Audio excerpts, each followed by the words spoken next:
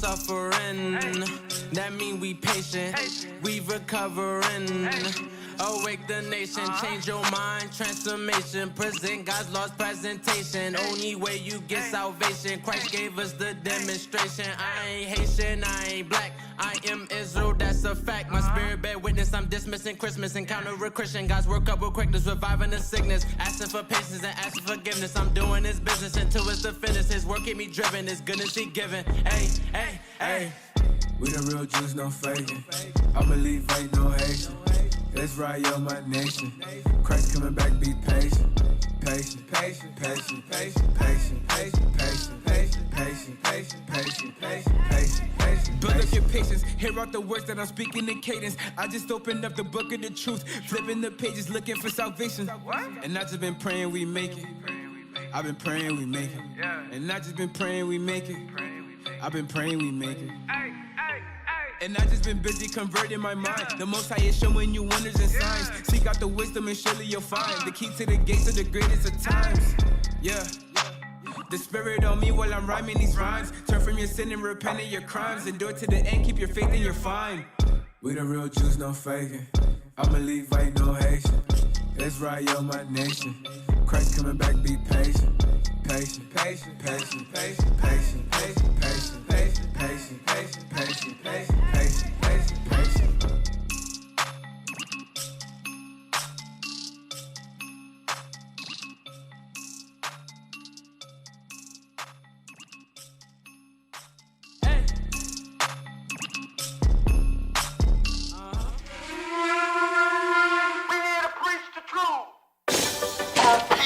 Have no idea what the truth is. That's why we're out here, to give you the truth. Psalms chapter 119 verse 142. Read. Psalms chapter 119 and verse 142.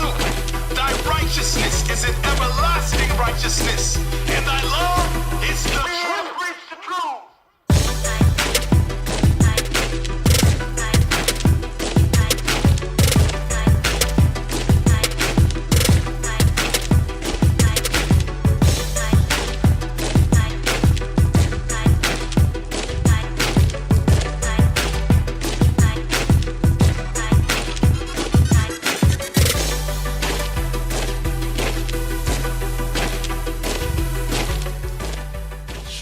Shalom, shalom, Israel. Shalom, Most High in Christ bless. Most High in Christ bless. Welcome to Patient Saints Radio.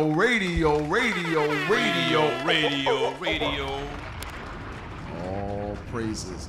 Hey, we in the house. Look, I can't even say in the house. In the house we have with us Bishop Yansop, Most High in Christ. Yes, bless. Hey, I'm Captain Shemaiah. Captain Amaziah. We in this building. Captain Jan. Captain Aurier. Captain Severus. Hey, listen. And the live studio audience, all praises to the Most High. We got the live studio audience. Where we at, Cat? Listen.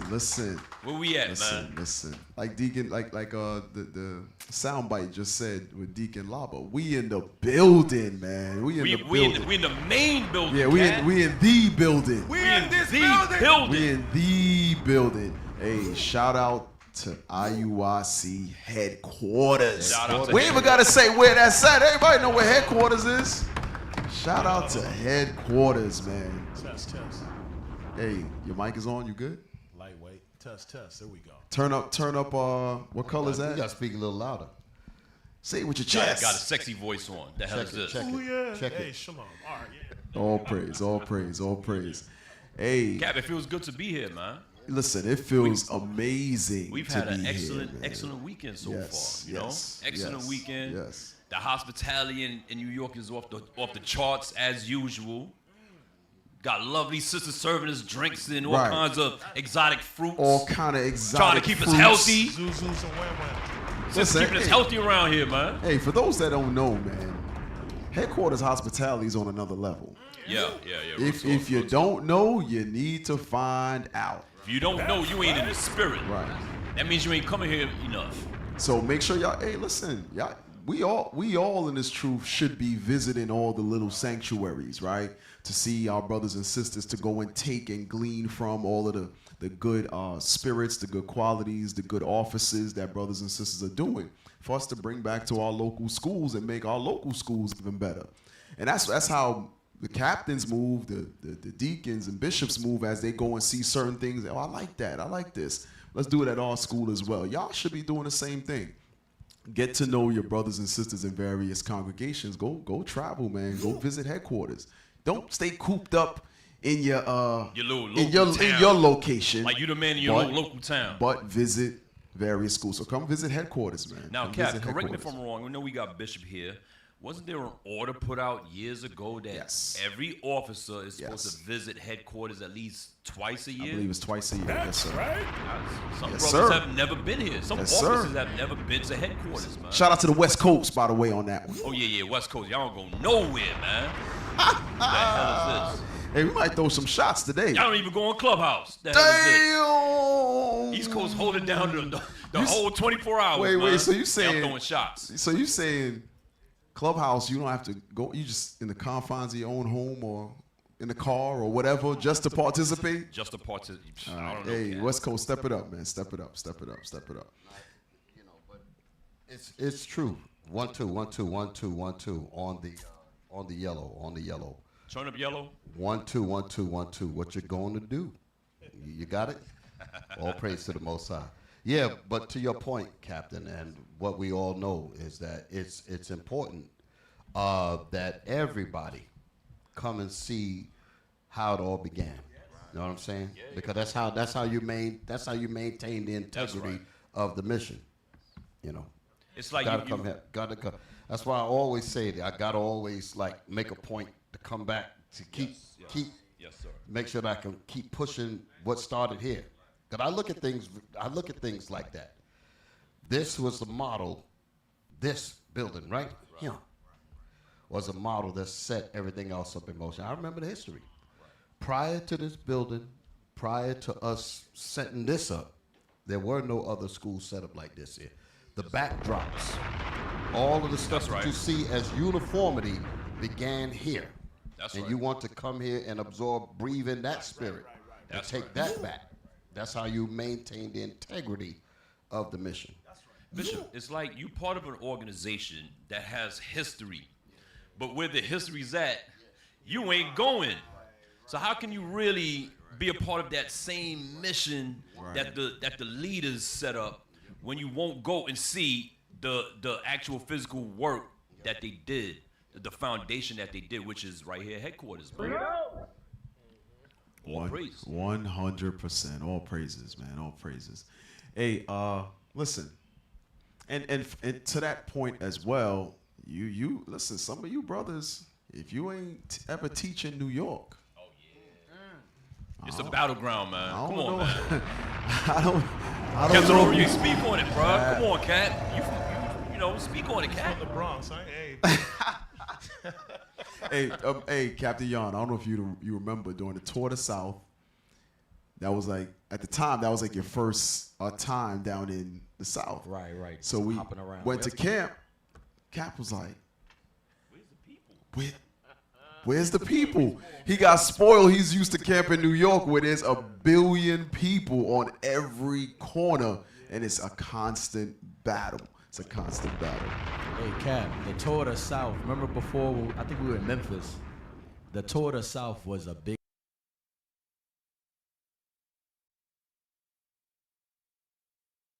camp at gas stations. And I'm like, bro. And what's crazy is the brothers were coming up. They say, yo, Cap, tomorrow camp is going to be live. It's going to be fire. I was like, yeah. They said, Cap, you ain't never experienced what we going to be. I was like, all praises. Then when we pulling up the camp, I said, bro, this is a gas station, man. What is wrong with y'all? This is a gas station. Guess what? When we started teaching, you saw a crowd form. Right. What I learned with the Tour de South, you had to be very aggressive with the cars, with people coming in and out. So that was definitely eye-opening. And it's a different level of fishing. Yes.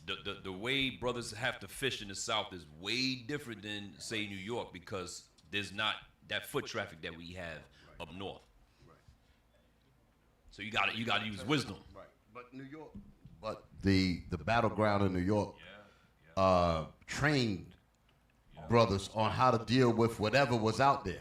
You know what I'm saying? Because of the aggression and all that. So, you know, you need that. You need that. Hey, can I get a script? So officers, you got to be here twice in a year to headquarters. That's right. Stop playing games. Hey, spiritually aggressive. 'Cause I use the word aggressive. They think I'm talking about grabbing and choking somebody. With the scriptures, brothers. With the scriptures.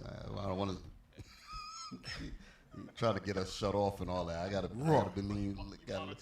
I gotta be careful. So, Hey, but go ahead. Bishop, to your point, real quick. Hey, who's reading? Who's reading?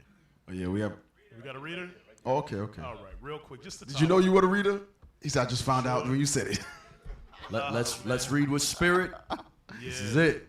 Numbers Yes, 30 sir. Let me have Numbers 32 and 6. I just want the middle portion. Just going right back to what these mighty men are letting you younger men coming up through the ranks know, especially. Sounds really low, right? Can y'all hear Cap? Okay, they saying the mic is low. Test. Is it all right online? Like everybody could be, because I'm They said the sound has an echo.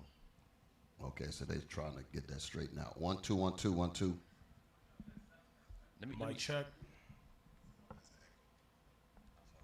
Test. You hear it? It's good. Yeah, it says mics. Yeah, it's everyone saying, not everyone, but some said mics are low. Yo, yeah. No echo, low. Difference in our mics. That's the reason why I'm saying in terms of Right. like when you talk, it sounds Test. Okay. All right, go Oh, ahead. yeah, Cap. he said, hurry up and talk. Damn IT, man. They're aggressive in New York, Cap. That's New York. Go ahead, Cap. Yeah, let's read verse 6 real quick. There we go. Call it again. Right on time. This is the book of Numbers. You turn. Test. Dang. What color? What color? This is the book of Numbers, chapter 32, verse 6. Uh-huh. And Moses said unto the children of Gad, and to the children of Reuben, shall your brethren go to war, and shall ye sit here? And that's the thing. That's going right back to what Bishop and the captains are saying. Remember, New York is the catalyst for the Spirit of the Lord showing all these other congregations throughout the world how it began. And you men have to come here, just like you said, Bishop, you men have to come here to be able to pick up and retain that spirit. Because remember, it's the same thing in every other state. So if you're not coming here to glean the understanding, you're doing your own thing, pretty much. All right? That's how unity. We always talk about unity. Who's that cat? Oh, so yeah, I'm gonna get you in. We talk about the importance of unity. Unity begins with the adherence to history. Unity, in other words, all of the elements that started it out, unity gets stronger when you understand debate, when you understand the foundation. All of the things that come out of the foundation, you want to unify and hone that into one strength. Harness it. Can I say Go ahead, something? yeah. Okay, so last week, Dr. Cap. if I could say something about that, you mentioned about history and unity. So last week, I was in the car. We were driving to Milwaukee. We were on our way to Milwaukee. Some of our brothers, they come out of gangs. They were gang banging and other things like that, things of that nature, right? So I asked these brothers, what made y'all want to be a part of a gang that was started all the way on the West Coast and you're all the way in the South or the East Coast? And they said, well, they showed us the history. They showed us who this guy is and what this guy did, and we wanted to unify with that right there. So wait a minute. If we can unify in that type of evil, because guess what? We die for gangs. We die for our blocks, our hoods. Go die for the Lord. Why in the hell would you unify and worry about that history and want to be a part of that foundation? Now you come in the truth. Now you're the children of the light. You ain't the children of darkness. You're the children of the light. Now you come where you're supposed to come where the light, where the foundation is, which is right here at headquarters. Come on, man. You gotta come to headquarters, man. In the right yarn. Yes, sir. Okay. Hey, check. Yes, Cap. To back up what Captain Aria was talking about, you see the unity, you see the order, brothers visiting, traveling. You don't want to be found that person. Oh, you want to outdo headquarters because there's spirits like that say, you know what? Yeah, I see what they're doing, but I'm gonna outdo them. All right, that's a vainglory spirit. You don't want that. There you go, emulation. You don't want to have that type of spirit. You want to make sure whatever you see, you mirror it, and you have that same order, that uniformity. That same uniformity going throughout the whole congregation, the whole city. Not just, all right, I see what they have, I'm going to outdo them. You don't want to have that mindset. Hey, Cap, to piggyback off what you said, and this is to all y'all brothers watching online and all the schools, what is important about visiting headquarters is because not only like what Bishop Yalsop said, this is where it all started. This is the history. But guess what? There are still deacons present. It's not like the deacons left. So you can still visit multiple deacons and the bishops still make their journeys here. And that's how you learn. You learn the history on how MOV started, Camp 101, how we started from the apartment and how we grew. Get real quick, Sirach 8 and 8, real quick. Sirach chapter 8, verse 8. The way you grow is big, because brothers ask that question all the time. Hey, how do I grow? What do I got to do? This is going to answer it right here. Sirach chapter 8, verse 8. This is the book of Sirach, Ecclesiasticus chapter 8 and verse 8. Despise not the discourse of the wise. So guess what? Where can you find the conversations of the wise? Right. Bishop Kenai's in Austin. Deacon Malachi's in Atlanta. You got Deacon Asaph in Connecticut. You got the bishops that come here to headquarters. Deacon Malachi here. These are the different locations where you'll see that discourse. Go ahead. But acquaint thyself with their proverbs. How do you acquaint yourself with their proverbs? You have to be around them. Read. For of them thou shalt learn instruction, and how to serve great men with ease. You see that part? It says how to serve. A lot of brothers forget this truth is about us serving. That's what this truth is about. And notice it says how to serve great men with ease. If you're not around leadership, it's not going to be easy to serve them. You're going to be like, dang, how come I'm called an idiot? Dang, why am I making dumb decisions? Well, you got to be around these men. And Cap, look at by us serving great men, look at what we was able to absorb last night. Oh, yes. The parables we got last night was off the hook. You understand? We ain't even going to touch on that. Blew our minds. So all praise to the Most High. Bishop, you had something? Yeah. Go to, in the spirit of adhering to unity, adhering to the foundation. That's very important. Let me make this. I'm gonna make this point that I'm gonna read the scripture. History has its value in unity. In other words, you don't break the code. Like when Putin broke code. He broke code, Bishop. And when Putin broke code, the Edomites got mad. They said, because don't you realize that our unity in lying imagery is how we all made it and how we all dominate and this and that and the other. And you broke code. You broke the seeds of racism in their mind. That's how they're looking at it. You know, so he's like a traitor to them. So they understood that. Now, give me the Bible. Job 8 and 7. We're going to read from 7 to 11. I'm going to go through this. I'm going to lean back. For the most part, I ain't going to lean back. I'm in New York, so, you know, I'm in New York, so but I'm going to bring this out. Let's read that thing. Let's read it slow. I want to get all of the nutrients out of this here. Read it. This is the book of Job, chapter 8 and verse 7. Though thy beginning was small. Wait. I need it. Why is his mic? But he was fine a minute ago. Why is it changing? Hey, can you turn up the reader mic? Just as long as the people at home can hear, because if it's sounding funny to me, I'm wondering how it sounded to them. IT. Yeah? IT. Okay. All right. Well, turn the amp up in here then a little bit. Yeah, I did good yesterday. You got All one right. more day. All right. One more. You ain't out the fire yet. Shoot. Come on. This is the book of Job, chapter 8, verse 7. Now, keep in mind what we were talking about, headquarters and the seeds which began, and it went out from here. Like I said about the backdrop, the order. A lot of the stuff began in the basement in Paulding, you know, and what you'll see set up here. From this point is where the school started to come around. Come on. Read that. Though thy beginning was small, 1088, Paulding. yet thy latter end shall greatly increase. It shall greatly increase, but the only way it's going to increase if we adhere to the seeds, like what they said Putin didn't do. They said you walked away from the seeds, and you put us all in jeopardy. You put white supremacy in jeopardy. And that's what happens if we walk away from the foundation.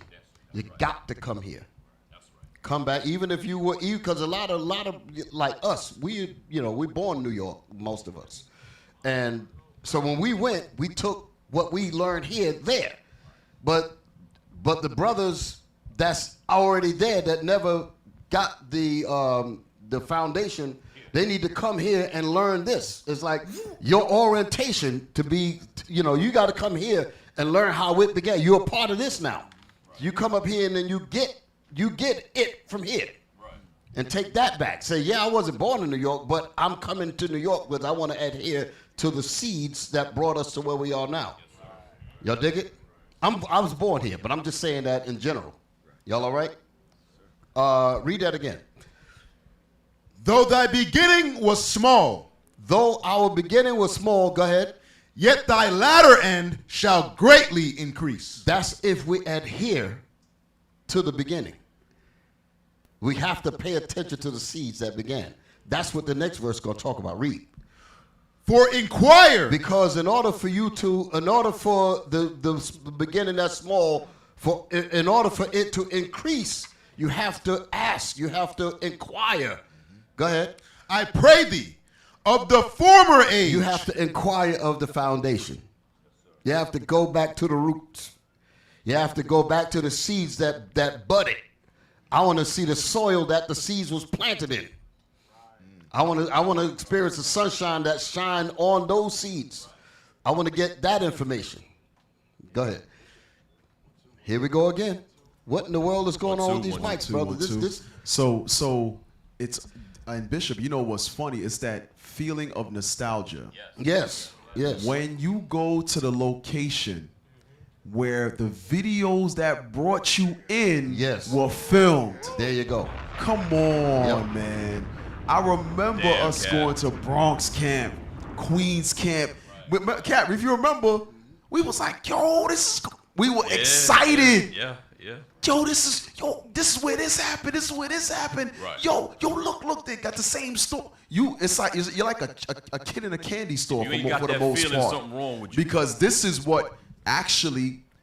is how many of us were converted to the men and women of God that we are today. In those very same locations, Christ's voice was heard. Even though you might have not been there, like we're far off, and we now go there, we like, this is where we heard Christ's voice. From this very corner right here, where Bishop Nathaniel was teaching, Bishop Yawasop was teaching, Deacon Asaph, Deacon Aithon, whoever it was that you heard Christ's voice through as they read the words of God, you're like a kid in a candy store when your boots touch that corner. And now you prophesying on the same corner. Come Imagine on, that. man. Come on. And you carry that with you. All praises. On. Read on. Was somebody else have something to say? No, that was it. Read. What verse you in? Verse 8. Read. For inquire, I pray thee. In other words, come back and find out what the greatness that you experience in your particular schools. Where did that? You should want to know, where did this begin? Because I want to hone in on that spirit. Read that again. For inquire, I pray thee, of the former age. Come on. And prepare thyself to the search of their fathers. The fathers is at headquarters. The spirit of the fathers. I'm going. Hold on, Bishop. Hold on. You want to be a part of that? Wait a minute. The butter just happened. Hey, that went over some heads. Did your biscuit get buttered, Cat? You want to experience that? You want to say, where did that spirit come from? Yeah, real talk. Bishop. I want to go into that room. Yes. I want to sit in the same. Yes. I want to go and I want to be able to feel what they felt at 1088.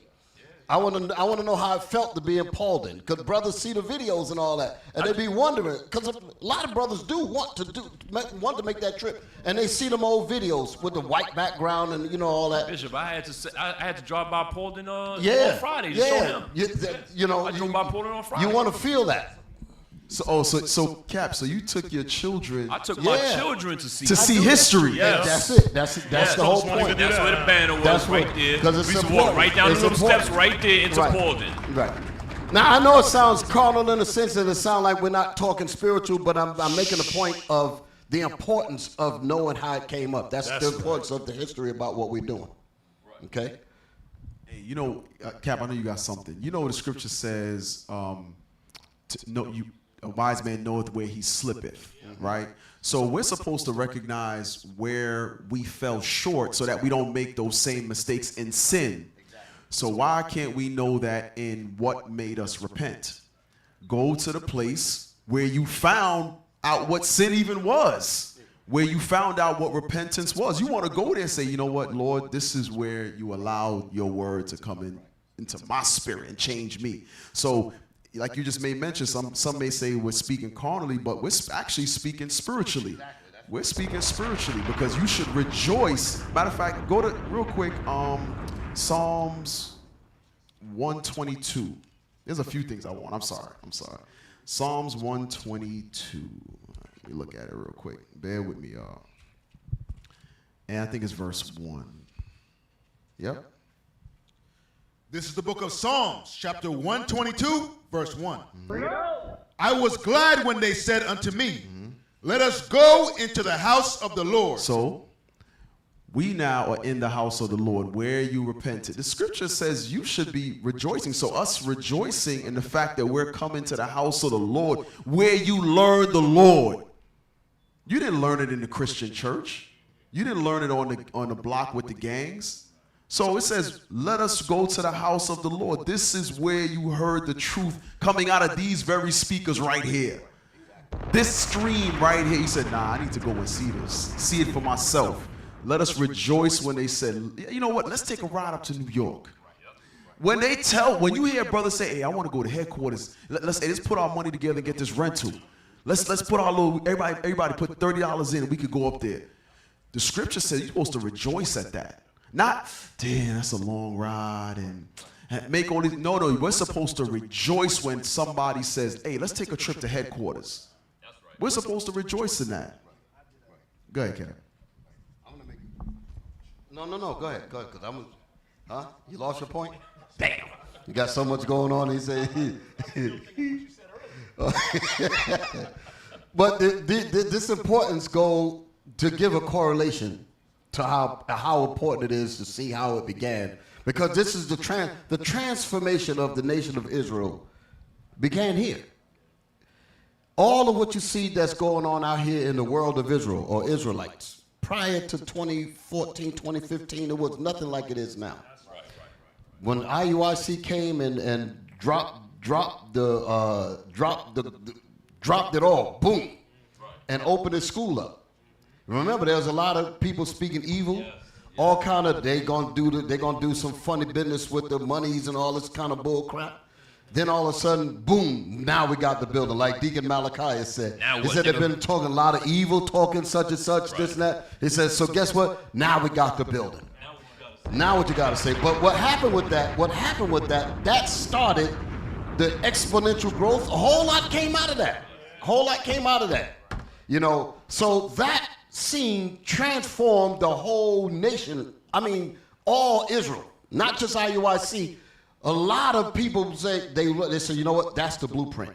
Quiet as it's kept. Some of them they secretly or laying in the background. They said they got the motive on how to make this thing work. Whether they say it openly or not, all praise to the Lord. But my point is, it's important to adhere to where the things really started to bud. And that's what this is all about, this foundation here. Now, in addition to that, those going back to the brethren that's in IUIC, that's in the satellite schools, if you will, the other schools around the country, even around the world that never been here, they have a zeal for for the greatness and the history and part of the a part of how it all came in. But that's the zeal, and they want to be a part of it. They want to, but they have not fully made the pilgrimage, so to speak. Let me put it that way. They haven't fully made the pilgrimage yet. Let me point out something real quick to how important it is to quote unquote make that pilgrimage, if you will. We talked about slavery. We talked about the slave ships. We talked about our brothers being rounded up and put on those boats, on the ships, cargo ships, and dragged into captivity. We could talk about that, read the scriptures, read in history and all of that. And I remember making a point of when I was over there with Captain Amaziah, when we was over there, we were making a point about when I was talking with the tour guide that was going to take us through the last bath, that was going to take us through the Cape Coast and all of that. I said that us be hey, shalom, deacon. Most High Christ bless you. I was making We in this building. I was making the point. I was making the point to the brother that was giving the guide. I said, although we watched from America and such, read it in the books, but it is until you come here and breathe in the air that our forefathers breathed in and touched. That's when the realism really hits you. Now you really appreciate what we went through. I say that because that's the same thing that has to happen here. You get a real respect, a real appreciation when you come and see how all of the trials and the spiritual temptations, all of the stuff that we went through to get it to where it's at. A lot of work, a lot of heads, a lot of stuff went down just to get there. You want to come back and feel the presence of that, so you can hone in that. You can hone in on that, and then when you at where you at, regardless of where you at in the country or overseas or whatever, you can always spiritually reflect back to keep that tenacious spirit and pushing because you understand the history because you felt it. That's what this Bible is saying. Read that again. No. Who said somebody had something to say, right? All right, read. What was the verse for inquire? 8. This is the book of Job, chapter 8 and verse 8. For inquire, I pray thee, of the former age. So this is a message to all of us. We should want to know about how it began. I want to know about the former age, meaning you wasn't there. You understand? You learn as a result of the men that came in. Like for an example, we learned about what happened in Ghana. We learned about what happened in the Cape Coast and Elmina and all that. We learned about it, but in order for us to really feel it, we needed to go there and feel it. So that's the point that I'm saying here. You hear the great stories of the elders. You hear the great stories of the bishops and the deacons and the captains and all that when they travel to your state and to your schools or whatever. And you might as a brother that's listening to this, you'd be like, you know what, man, I want to know what that's like. So you come here and walk through the same walls, walk through the same rooms, and and actually even like give a tour, so to speak, like, yo, this is how it began. This is what we did for this, and this is such and then it becomes a real appreciation. You know what? Damn! Now I got the physical remembrance to go along with my zeal. Okay, read on. Inquire, I pray thee, of the former age. Come on. And prepare thyself to the search of their fathers. And prepare yourself to search the history on how you got what you got. How did IUIC Tupelo? How did IUIC Atlanta or Gastonia or how did what was the seeds behind this? What was the seeds behind this? Yeah, go ahead. Say that again. How did IUIC Atlanta? Say that. Yeah, say that. IUIC Atlanta. How did we what? What was the strength that helped build this? We followed the protocol of headquarters. That's it. That's the point. Blueprint of headquarters. You have to come back. You have to come back and breathe in the air. You have to go back and breathe the air in from, like I said, when we were walking to the last bath, to breathe in the air that the same brothers was forced to go down there and take that last bath, to breathe that in, and you have a real appreciation for the crap that they went through to survive. Where only out of 48 million of our people died, and only 12 million made it here. That's what they have on record. 48 million of our people is in the bottom of the Atlantic Ocean. 60, and that's out of one castle, and there was over 50 of them. So Bishop, So one of them, there are 60 million. So there are some that want to visit those castles to actually see and have the smell, the stifling feeling, to have a glimpse of what our people actually went through. And you'll have a great appreciation for it. Go ahead, on the flip side, you have those who go there and twerk. Yes. Yeah. But you know what's heavy about that? You will go and twerk because you don't understand what it's about. So you're twerking ignorance. You're twerking and just being totally oblivious to how you got what you got. You don't know when we went over there and we saw what we saw. I mean, like the caked up blood and feces and all that stuff on the floor that has been compacted over centuries, that they did not excavate. That stuff is still on the floor there. You get there and you get to appreciate that. He said our brothers went through all of that to get here. So, wow. So there's a real appreciation. So it should be the same appreciation for headquarters. Man. Now, let me just say this real quick, because I wanted to say this when I was over there. Many years ago, and I said this to the tour guy. I'm going to let you in, Deacon. Many brothers, I watched, this was, what year was this? This is like 84, New York, 84. It was a program that came on WNET Channel 13 up here, right? I was watching that, and it was a brother with a dashiki, and he was over there in the dungeons, same ones that we're talking about. He was there, and he was talking about it, and he said you could feel the spirits in here. He was saying that on the program. I didn't even really have cable. I think I had like those, what they call the rabbit, the antenna. I had to move it around to get the UH. I had to like move it around and all that. Well, it wasn't UHF. Imagine Bishop standing on one leg with tinfoil on his head. But I was trying to get it clear so I could see it. You know, and hearing that, I said, one day I got to go and feel what this brother's talking about. Even though I can recollect what he's saying, but it is until you actually go there and feel it. That's why when you rolled up, you asked me, Cap, on the video, you said, what are you thinking right now? Man, when I was walking and I was actually thinking about, I put myself back in that point. What that did, that gave me a greater appreciation. And I say, coming back to what we're doing here, a greater appreciation comes when you come back and you see this here. That's my point. Look. That's my point. All praises. Hey, shalom, Israel. Most High Christ bless. Who are you, sir? We need to introduce you. Yeah, please do that. It's the Hammer. We're in the building. We in this building. Hey, shalom, fam. Yeah, me, but Bishop, I'm sitting there listening to you, right? Then all my mind is telling me is just like, unless you in that place, people can talk about it.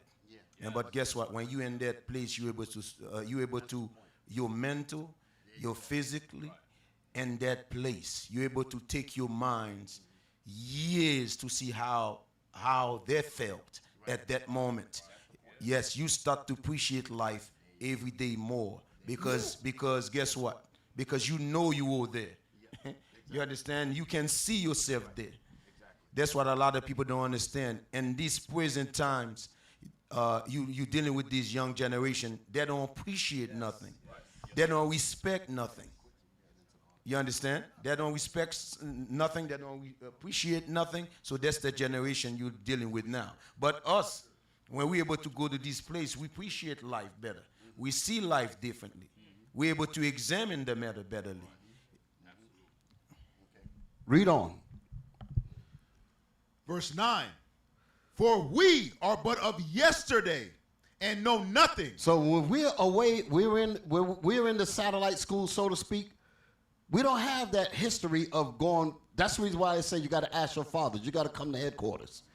Because if you're just in your local spot, you ain't going to be able to appreciate the spirits like we were talking about, that toil to get us to where we at. You understand? Read that statement again. For we are but of yesterday and know nothing. You don't know about the history that you need to know in order for you to stay tenacious in this mission that you say you're a part of. In order for you to really embrace what we're talking about, you got to feel the bones of where it came from. You got to feel this. You got to feel the soil that birthed us, so to speak. You got to go to them dungeons. You got to walk and breathe that in. Come on, read. because our days upon earth are a shadow. Meaning that you ain't been here a long time. You're here for a few days, and when you go, your memory goes. So in order for you to find out what happened before you, you got to come to where you wasn't a part of. I got to go over to them dungeons. I wasn't born when them dungeons happened. You understand? When the stuff happened, I need to go there so that I can embrace the times that I did not physically live in. I got to embrace the spirit of headquarters, even though I came in like some of the brothers that's in the schools. Some of the brothers just came in like 5, maybe 6, 7 years ago. This school has been rolling before that, but the brothers be like, even though I've been in IUIC for a few years or whatever, I need to go and get that history that I was not in the truth. I want to embrace that. Right. I need to stand in it. I need to stand in it. Read. Shall not they teach thee and tell thee? When you come here, you will learn. That's right. Shall not the historians of the movement, shall not the historians of the unifying gospel of what set this up, to hear how pieces were put together, how we organized, to actually be a part of that discourse. To be a part of that unity, to sit there and listen to the stories on how all this got built. That'll give you a greater appreciation for the times that you physically didn't live in. You'd be like, I get to put myself back in the times where I did not physically live in. Because my days particularly are as a shadow. My days don't go back that far. So in order for me to go back that far, I got to ask those who were there. The former age. Read. Shall not they teach thee and tell thee and utter words out of their heart? You're gonna hear the deepness of how it really began. You're gonna hear how we toiled at Paulding, for an example, when the landlord got funky, and it caused us. Lava, you were there. Caused us to like band together. We had to look and see who had what talent. We were forced to organize. You got to hear that story. And that was before any of this existed. That was even before Paulding. That was before Mount Vernon, where we're at now. That was before all of this. So that work and that collective unity had to begin there. Then the exponential mental started growing. You need to hear those stories. And then when we got here, that's when things really hit warp speed. Because there was like, this can't happen. What? They just trying to buy their own building? Blah, blah, blah, blah, blah, blah, blah. That's never been done in Israel. Sellouts. They were saying all kind of crap. Then all of a sudden, boom, the building dropped. Fire. I said, wait a minute. We're in the building. We in this building. We're in the building. And what that did, that gave us enough confidence to go and set it up everywhere else. You need to embrace that part of the history that brought us to the rest of that. Don't just look at it from where it's at now. How did it get here? And let me go back to that and appreciate that. So Bishop, that way I can carry it further, knowing how all this began. So go Bishop, ahead. Correct. Now, with what headquarters has done, how could it have happened if you brothers did not show us unity? Exactly. If y'all didn't show us unity, where the hell would everybody else be? We'd be back in the world doing some nigga nonsense, right. Probably dead, probably have all kinds of crazy stuff going on. But because of, go to Psalms 133. But because of unity, guess what? We all here now because of unity of these men. And that had got the Spirit of the Lord on them. Read that real quick.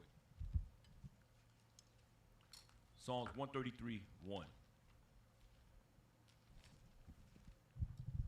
You got it? This is the book of Psalms, chapter 133 and verse 1.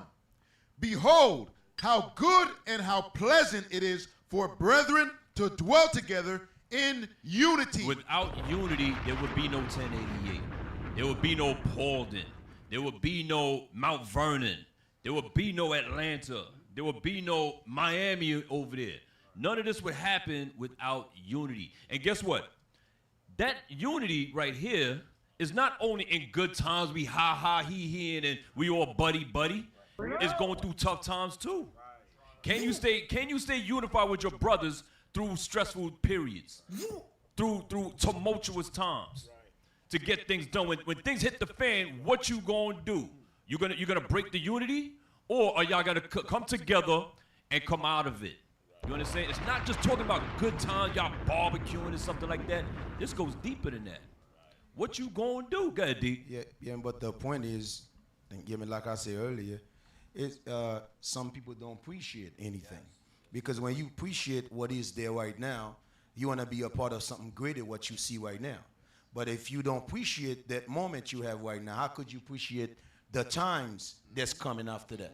You understand? That's what a lot of brothers don't understand. Even though among officers, you're going to ask them, yo, you ever been to headquarters? No. You ever been there? No. They're showing you where their mind is at. You understand? Then when Satan comes, you can see them fly away, because why? They never respect the foundation that see brothers spit blood for. You see brothers break night for. Brothers they're thinking that this thing come up overnight. Right. No, there was night being booked here. There were when time that you're gonna go to work at 7, you show up at your house at 6 o'clock, jump in the shower, and hit back the street. Yeah, Captain Shem can tell you, the bishop can tell you, the deacon can tell you. You understand? Some captains can tell you who've been around. Man, but guess what? Because you don't appreciate what you see right now, guess what? That's why oh man, I mean, forget the headquarters. I get there when I get there. Damn. Hey, could you put y'all had a picture where all of us were standing in the y'all just saw the little clicks back. No, not the camp. It was the Passover. Oh, put yeah, that Passover. image up there. That one. When you look at that, all right, give the Lord a hand. What I want to mention about this here, what y'all looking at, is that many people be like, "Wow, how the hell did they do this and do that?" Right?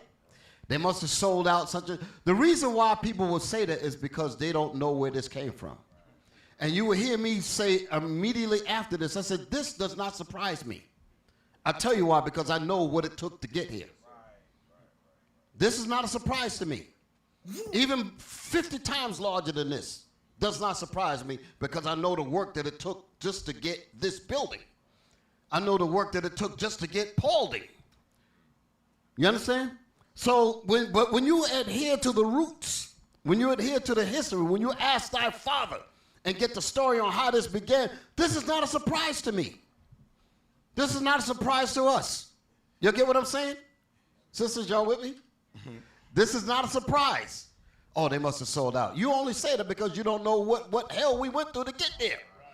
But we know what we went through. We know we had to bust ass to get here.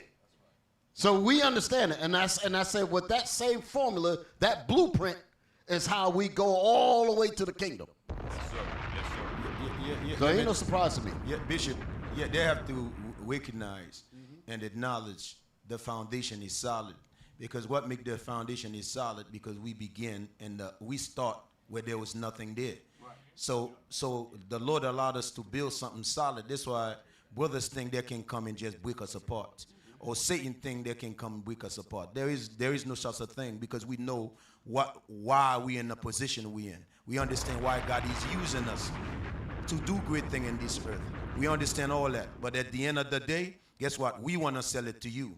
We want to show you. That's why you're going to see us always in the front line, because no way you can be weak. You have to be strong. If your leadership is always in the front line, guess what? You always want to be in the front line. That's why it's very important. Even though doing class, where you see the brothers always hang in the back, they're not really serious. The brother that is serious is going to hit the front. I mean, they want to hear this word. I mean, they want to apply. They want to become great.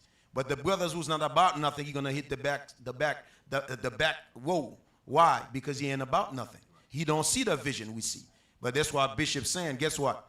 We see it before there was nothing there. Right.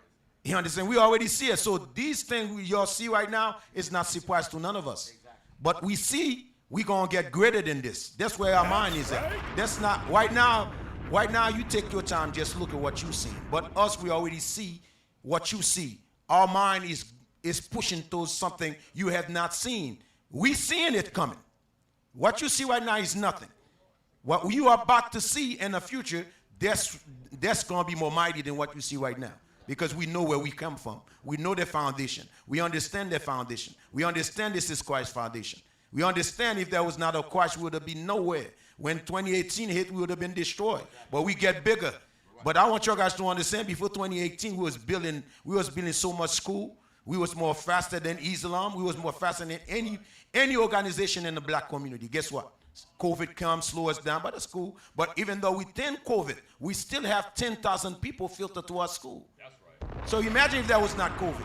So we know what we're building. We're building a product. The product is real. The product is pure. It's up to you it's up to you how you see yourself from here on. Right. Go ahead. We've been through so much evil, like you was mentioning.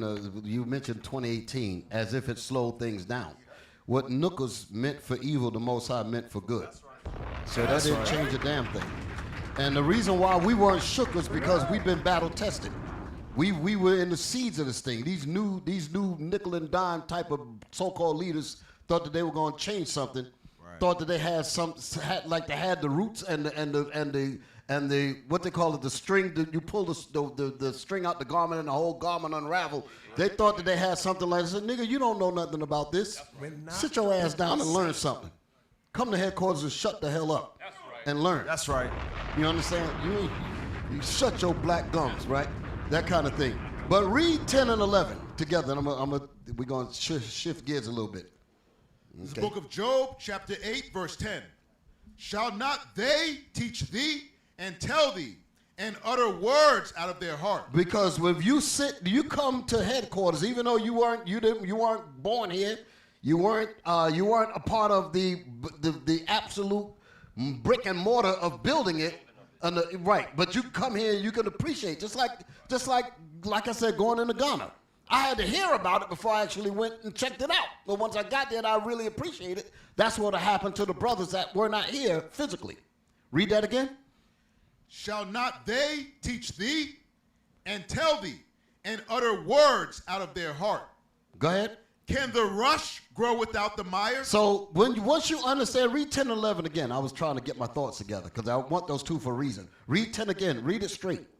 Read the whole verse. Shall not they teach thee? Shall not those of us that started this, shall we not be able to tell the brothers that's coming to visit? We give you the history so that you can have a stronger spirit when you go back, understanding where this all came from. That's right. My perception really changed in terms of understanding the seriousness of them dungeons when I went over there. That damn thing had a profound, even I'm reading it in the Bible and all that, but to actually go in there and stand in them damn dungeons, chained up, out of every 10, 8 of them died.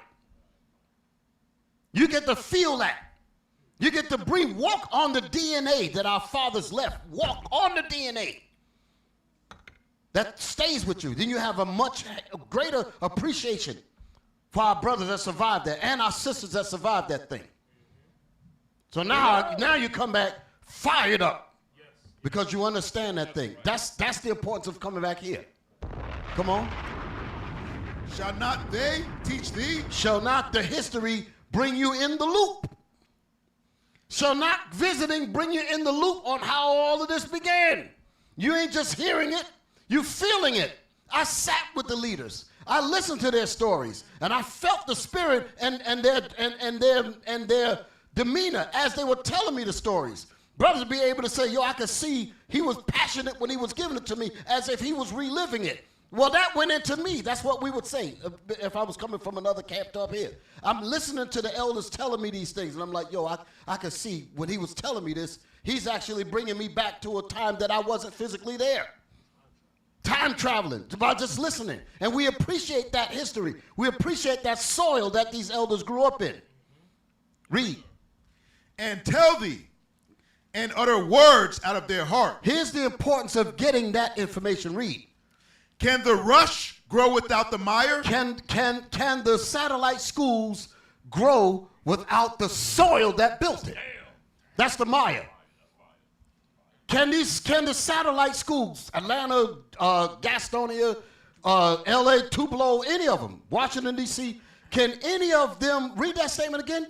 Can the rush grow without Can the schools grow without what? Without the mire, without the soil that built it. Without the soil that planted, that grew the water, that grew the trees up. No, you got to have the soil. You got to have the roots. You got to have where it began. So I want to go back to the tree of knowledge, so to speak.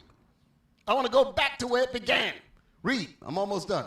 Can the flag grow without the water? Can the plants grow without the water? It needs the water to give it the nutrients.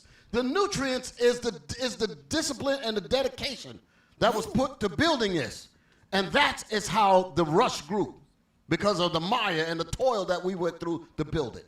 So that's the point. That's the code that we have to stick with. You don't break that code. They said Putin broke code. Well, we ain't breaking this code.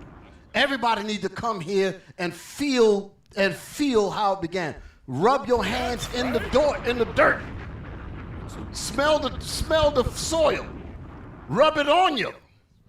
And you know what, Bishop? Yeah. By doing that and seeing what your leaders built with their hands, you have a great appreciation for your leadership too. It'll show you that, you know what? I can follow these men.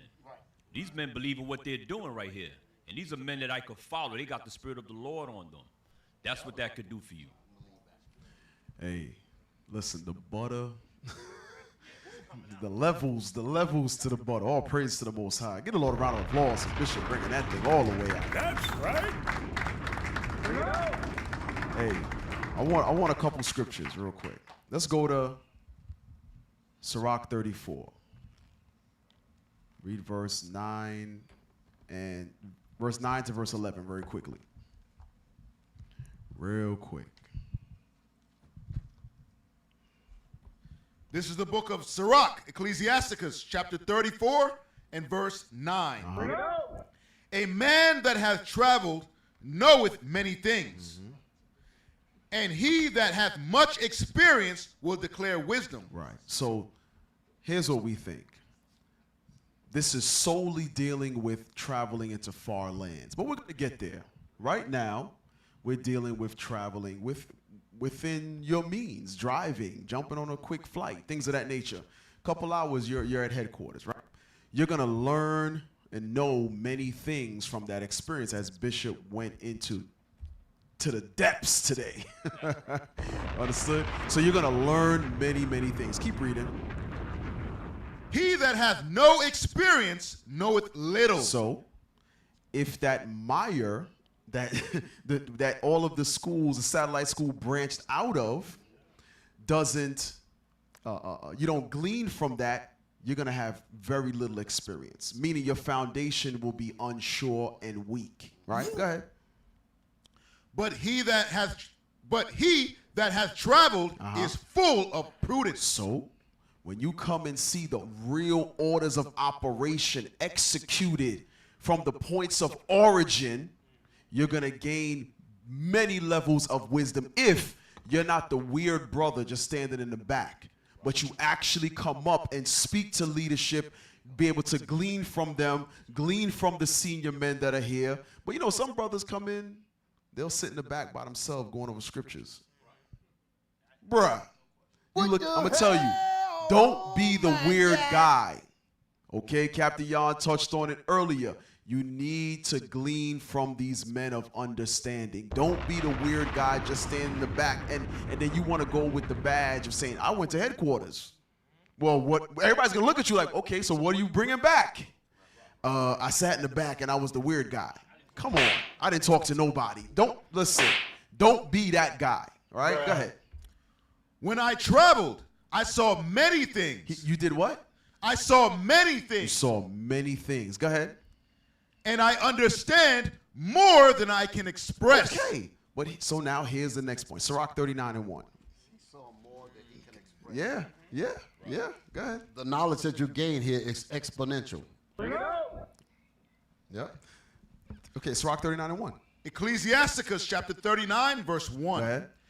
But he that giveth his mind to the law of the Most High and is occupied in the meditation thereof will seek out the wisdom of all the ancients. So it says we'll seek out the wisdom of all the ancients. So all of the prophets, our forefathers, your mind is stayed upon the laws of God. You're going to seek out these things, right? Go ahead.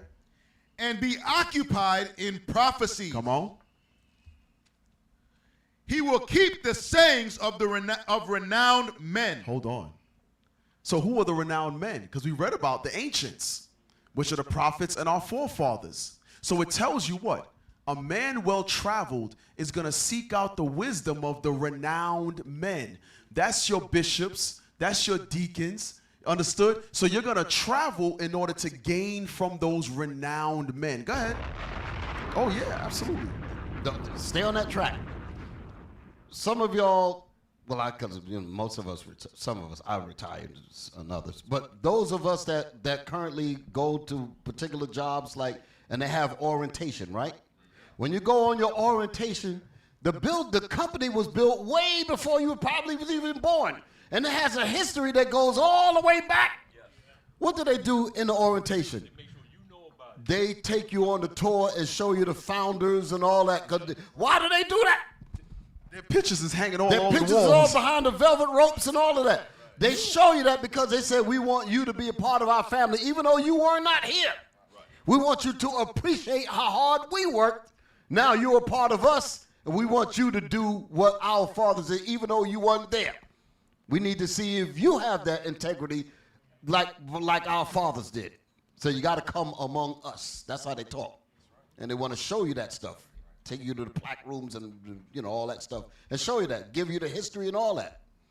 That's the purpose of it. To orientate you to where you was not before. To orient your brain to what the founders did. That's the whole purpose of talking about having the brothers to visit. So come up here so we can orient your brain. So you can understand how this came up. That you ain't out there floating around in outer space talking about something, I'm going to do my own thing. No! Come here and find out how it's done. Go ahead. They want you to have... Yeah, but Bishop, is the young man that don't respect anything. Because he have to see the foundation already established. What can I do to make this organization greater? But it's only us as people who don't see that. Because any white organization or they're into, they understand that to build it up, to make it great. Because they're making America great, right? You're making America great, so why not make your kingdom great? You understand? That's why that's why these young men fail to understand. Every organizations, white folks come in it to make it better, right? That's like when you're looking at scientists, for a perfect example. Scientists will build a platform. Guess what? The next scientist continue in the same platform to figure it out. He don't come and begin a new platform. He say, you know what? Let me start from where he at, so I can see where I can add up to it. But we as a people, we don't think the same way, because we always in a selfish moment. I want to do mine. I just want to do my thing. Then if brother don't understand me do my thing, I'm going to move on, because they have to see I'm great. No, brother, God have to see you great. God open your eyes and giving you the opportunity to make sure you come up in here, be great. Then respect that. Respect these men that have been labeled longer than you. Respect them. Come on, Bishop. Nigga talking about something. I'm an elder after 5 damn years. They're going to take a whole group of simpletons behind him. 5 years. Talking about he's some damn elder. Meanwhile, nobody been in the fire to see how all this got built. They said, nigga, where were you when they were building this? And the tower is still rolling. Where your ass at? Trying to emulate the mimic. No, nigga. Yeah, you know, if that gold can talk, right? Because when they put that gold in the furnace, right? If that gold can talk, that gold was saying that maybe it's too hot. But that gold cannot talk because the gold is in an element to be that perfect. Guess what? That gold will love the fire, because it's the fire that's gonna bring his glory out, right? Man, but we as a people, we don't see it like that. We don't see the hard labor, the one who's gonna bring your glory out. But we wanna take the shortcut. You understand? I wanna take the shortcut. You know what I mean? I'm gonna work with IUIC for 5 years. Then now I'm the deacons. Now I'm a captains. I'm gonna lean down the. They upgraded the couch. You understand? But what brothers fail to understand is, guess what? Element himself who can teach you knowledge. A gold can teach you knowledge. Because guess what? When the gold inside the furnace, guess what? He could not say anything. Or silver. An element as silver can teach you about knowledge. That's what a lot of us don't understand. Brothers, you got to wait for your ministry. You cannot go beyond your time. You understand? Then you start sounding stupid. That's why you see a lot of brothers, they start winning heresy. You understand? Because they think they can do it themselves, not realize the connection God put you with these men, hard workers. They already been doing it. That's their spirit is in here. So you should embrace their spirit and do better. But if you not embrace the spirit of these leaders God set over you, you're gonna see yourself. Oh, I can do it myself. Some brothers, we meet some brothers that were great, but guess what? They were great when you can lead them. You understand? We meet dope teachers. You understand? We can confess, but guess what? We're there today because they didn't want to be guided. They're thinking that, you understand, they didn't respect anything. So now we're there. They're on YouTube, loss of sauce, and back to the American dream. Talking all type of foolishness. Why? Because they think they could do it better. It's good. Yeah, can I pull out one scripture? Yeah, Matthew 18, verse 4, right quick. That's where we all lack of, brothers. Then when we can humble ourselves, you're going to be great in this movement. Come on. This is the book of Matthew, chapter 18, verse 4. Whosoever therefore shall humble himself as this little child, the same is greatest in the kingdom of heaven. You see that? Brothers don't want to wait on that. Brothers don't want to wait and learn how to be humble. You're going to be the great man in the kingdom of heaven. That's what me, Bishop Nathaniel, Bishop Kanai, and the rest of us that was at the old school, we used to sit up under the feet of the top men. Yep. Under the top men, and we wanted to hear those stories. And we heard a lot of stories on how all this got started and everything. So it can't nobody bullshit us, because we know. So I don't even argue with Nookers. I don't even, you can try, huh? Yeah, Nookers. I'm going to say Nookers. So I'm trying to be cordial. I ain't going to argue with Nookers. But we were there. We breathed it in. We know. We sat and heard it from lips to ears. No, you know. So that we wanted to get that. We wanted to get that. And that's why we appreciate that kind of thing. And we want you brothers to appreciate that. That's right. Yeah, you know what's so heavy? I was talking to a young man. I said, bro, why you never come up front when the leadership is there? His answer to me was, oh, I show up late, so I just stay in the back. I said, damn, you never heard Bishop. Bishop said sometimes he show up late. He bum watch the front. He push to the front. Sit on the floor. We tell ain't even no brothers- chairs. We sit on the floor. And the floor. We tell brothers that story all the time. Like, you remember Bishop said that? Like, Yeah, man, but a lot of them, they justify themselves. I'm just showing up late, so I just sit in the back, laying back. Now to realize we're not stupid, brothers. We know when you got Satan on you. We know that there's Satan doing all the talking. Man, but at the end of the day, this is one thing you're going to learn. Read it again one more time. Whosoever therefore shall humble himself as this little child, the same is greatest in the kingdom of heaven. Because you have to become the little child, brothers. You have to become the little child who don't know nothing. You know what I mean? To get the code how to build yourself back up. Because if you know things, why would God send you? I mean, God would have used you. You be the head man in charge. You don't know nothing. It's good you come with a spirit of humbleness. You know, you know a lot of time, Bishop, what people don't understand. You see the spirit of humble? The spirit of humble will bring you to a spirit of servitude. Because you come to serve great men. One day you're going to be a great man.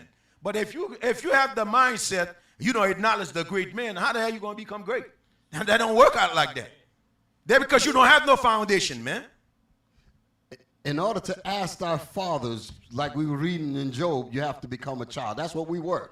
We didn't come in boisterous. We didn't come in nothing. Me, Bishop Nathaniel, and the rest of the brothers that was there, we came in like little children and sat down at the feet of the elders. Like children, and learned and shut the hell up. That's what we did. So that's the reason why we appreciate the code. That's why I was making reference to Putin. Putin broke code. We ain't breaking code. Can you dig it? Because we understood that the Maya that started it, we have to adhere to that. That's the reason why we teach it. That's the reason why we bring it out. And those who have a willing spirit to get in it and learn it, they're going to come. We ain't got to beg nobody. But if you really want this, you're going to come and you want to, like you said, hear the discourse of the elders. That's what you want to do. We understood that before we even understood the scripture. We understood that statement before we understood that scripture. Yeah, you know what make this scripture we just pull out in Matthew 18:4, what make it a genius scriptures. I'm going to bring another scripture. You're going to see why the Lord say you have to become humble. Come on. What is it, Proverb? Come on.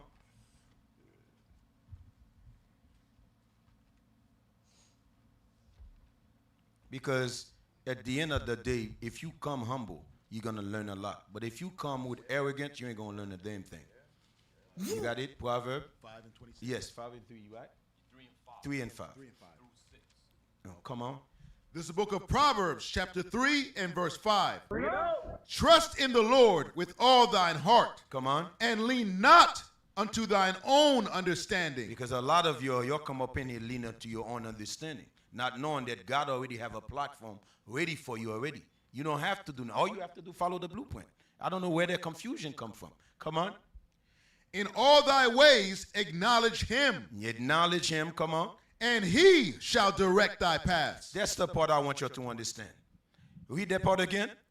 In all thy ways acknowledge him. In all your way acknowledge him. How could you acknowledge God if you don't acknowledge the elder he set before you?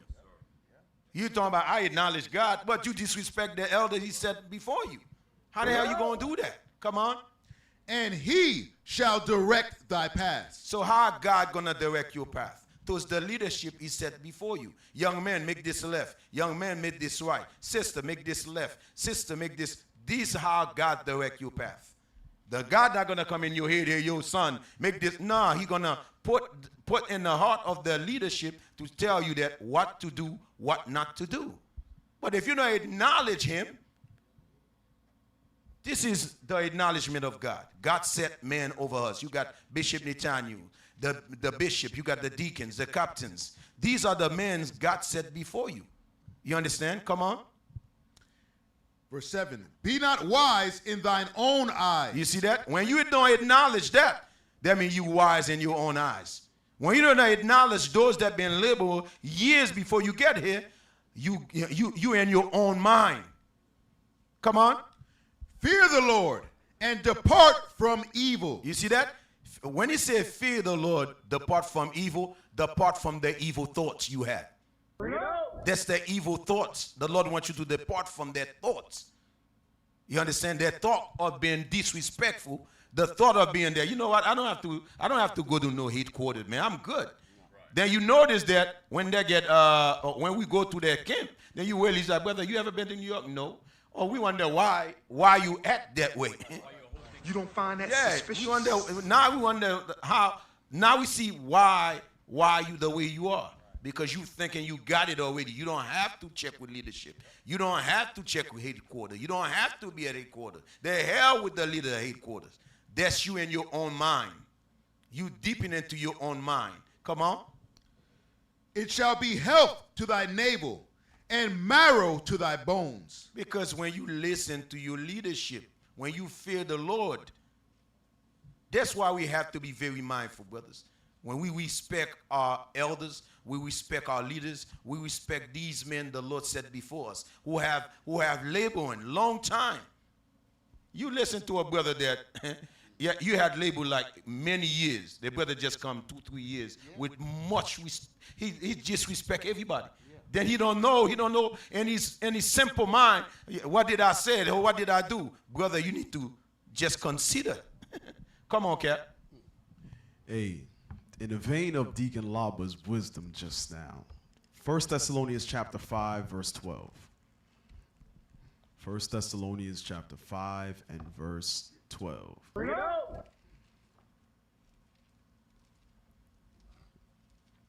Got that? You got that new Bible.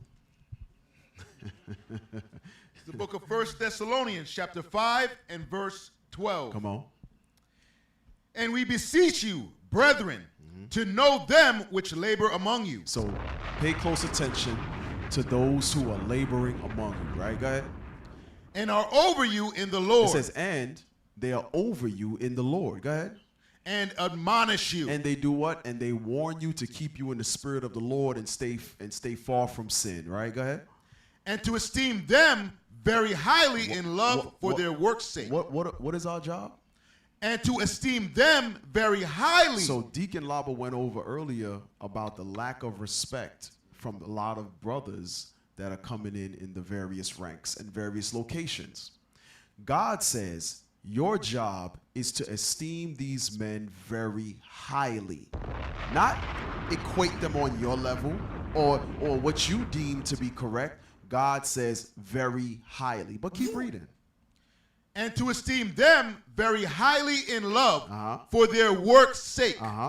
And be at peace among yourselves. Should you be grudging about doing that? And be at peace among yourselves. You're supposed to have joy in esteeming these men very highly.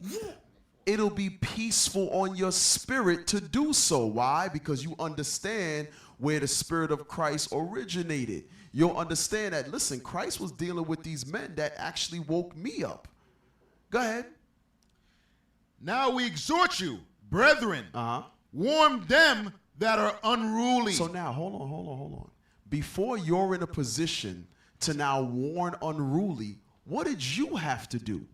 You had to esteem the leaders that were before you that taught you how to control your spirit, how to be disciplined, how to love the Lord. Now you're able to do it to others the same exact way because the blueprint is already laid. Go ahead. Warn them that are unruly. Because you were unruly, and those elders that you now esteem very highly warned you when you were unruly, right? Go ahead. Comfort the feeble-minded. Wait. So we were the feeble-minded. We esteemed the leaders that taught us and comforted us. So now we're able to do it to various brothers and sisters in the congregation. Go ahead. Support the weak. Wait a minute. Hold on. So you telling me the blueprint is right here? The blueprint is right here. But you have to inquire of the former age. Go ahead. Be patient toward all men. And they'll teach you patience. Therefore, you can do the same to others. All praises to the Most High. All praises. All praises.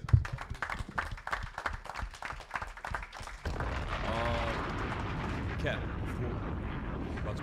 Hey, and just know, this history just came out on Patient Saints Radio, not Fix Your Face. That's right. Bring it out. Bam. Right? No, You ain't get that on Fix Your Face. Saying no Oklahoma is like saying no Diddy. All right? No Oklahoma. Matter of fact, fix your face. Fix your face. Yeah. Hey, hell wrong with you? FCN over here trying to get their Hey, business. New York, has Fix Your Face ever came here to headquarters? Hey, pan the camera, man. No, Come on, man. Hey, listen, we don't allow that. We don't allow that, man. They got to check in. They got anybody from Oklahoma have to check in. Hey, they have not checked in yet. Check in, man. What you doing, check man? in, bro. Check in, man. That's right. So make sure July 1st. No. Say the spirit. Say the spirit. Y'all focus Say the on your spirit, job. bro. Nobody talking to Say the spirit. you. Nobody talking to Oh, you. hold on. Sis got on a Fix Your Face shirt? The blasphemy. Bro, you see Hold that? on a second. Since you out the Hey, bring spirit, her up here. Wait a minute. Bring forth the traitor. Yo, shame. We're not even going to put sis on camera right now because you're going to promote Fix. No, I was just playing. I was playing. All FCN praises. is over here itching to say something. Nah, don't He's give a him a special mic. guest. Don't I'm give him a not mic. giving him No. Get your hand off No. of me. Four No Corner FCN News want a either. No mic. Don't give him FCN. a mic. Nah, Yo, Cap. Hey, Yo, Cap. because you know July 1st. July 1st, we got the Fix Your Face versus Patient Saints Radio. So make sure y'all support. All praises. Well, Cap, I want you to pick up the mic one more time, man. It's not only face to face we got problem with.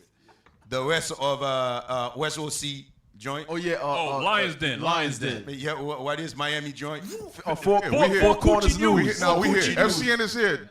D. FCN/Creole Corner is here. Yeah. We here to pray. We here to pay. Shout out to Creole Corner too. All Yeah, praises. man. For all your brothers, man, you got to understand that Patient Saint is the first. That's right. Patient Saint gonna have the first. How you say the first of everything, because that's the foundation, man. I remember Patient Saint. Patient Saint. Yeah, I see your brothers trying to wise up, though. I understand that. Yeah. It's Y'all lied. cute.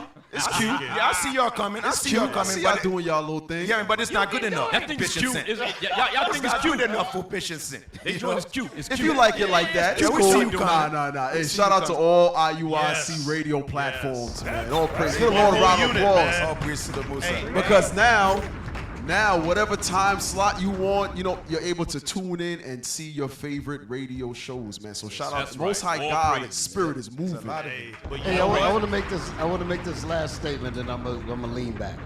When we had our grand opening in Gastonia, where all the leadership came down, right?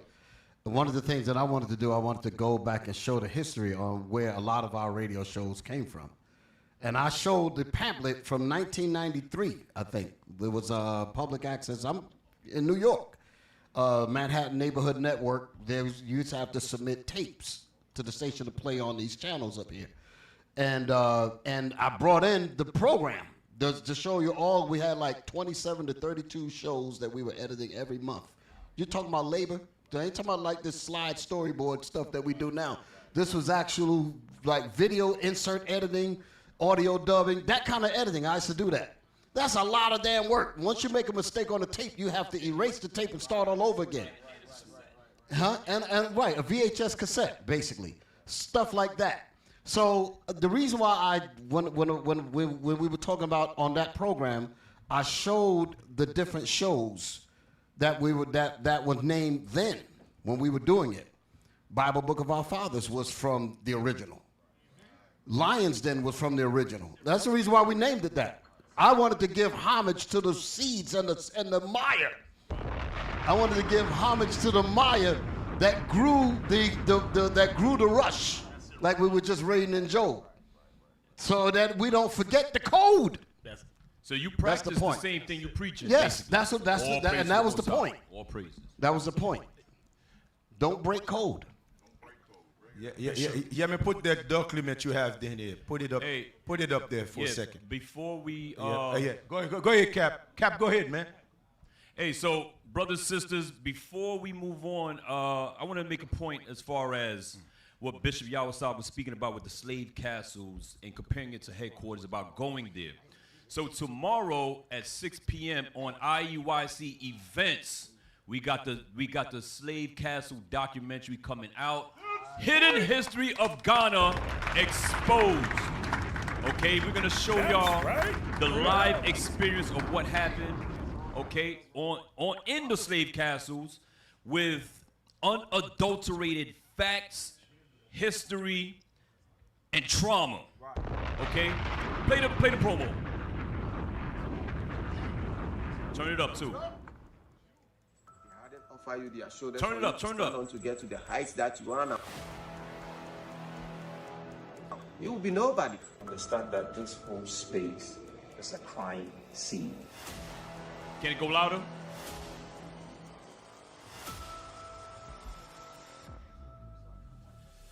Our female ancestors here were raped by the Europeans. Every single one of them was shot. The Arabs were here.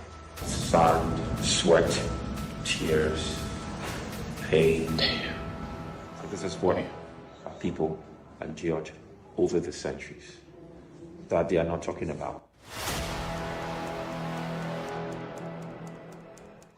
All right, give it up, y'all. Give it up, y'all. Give it up. So, tomorrow on IUIC events, 6 p.m. premiering tomorrow. Make sure you tune in. Do not miss this one. This is your history. This is our history. Without what happened in those slave castles and our fathers and mothers surviving this, none of us would be here. So look at yourself as a walking freaking miracle. That's what you are. All praises. What you want to do, Cap? All praises. Hey, so, officer, you got the commercial. We can take a quick break. Yep. All right. So don't go anywhere. Patient Saints Radio be back in like two seconds. Don't go nowhere, y'all. Stay tuned to Patient Saints Radio. Be right back. We need a preach the truth. people have no idea what the truth is.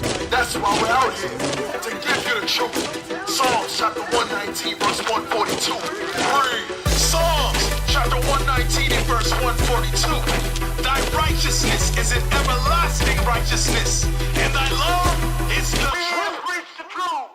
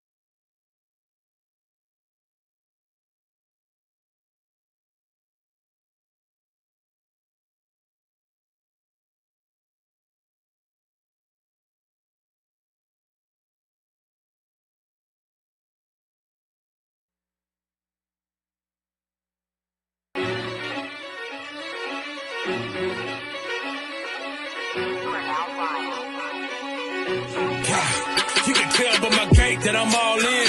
You can tell by my faith that I'm all in. Front line with the truth, I'ma fall in. Even if it's a dead end, going all in. You can tell by the things I'm involved in. I can lose it all for my calling. If I die for the truth, it's a win-win. And going to the end, going all in. Going all in. Going in, going all in. Going all in. I'm going in, going all in. You can tell by the things I'm involved in. I can lose it all for my calling. If I die for the truth, it's a win-win. And going to the end, going all in. Going all in.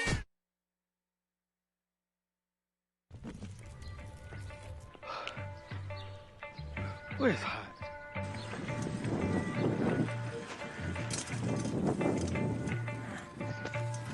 Lost sheep!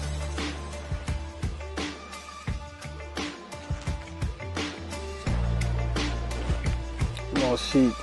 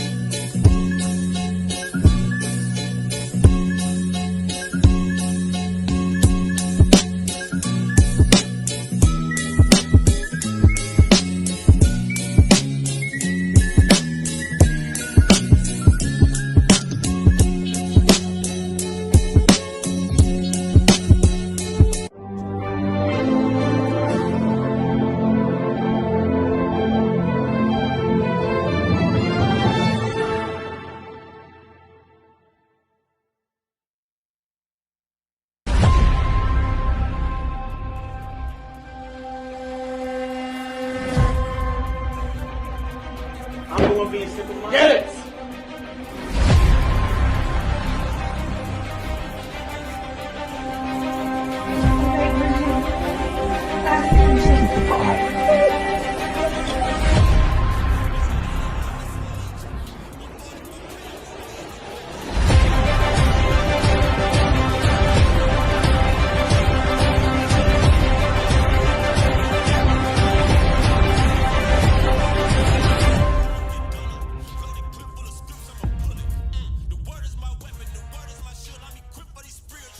The end goal is for us to be united as a nation. Come together, not as a community, but as a nation. We are more than a community. We are a nation. We are a kingdom of people, a nation in exile. We are a nation within a nation. We must come together. And that's the prophecy. Matthew 15:24, Acts 5:29-30, Revelation chapter 7, Revelation chapter 14. We must gather ourselves together. Zephaniah 2:1, Ephesians 4:3. It's about the unity of the nation of Israel.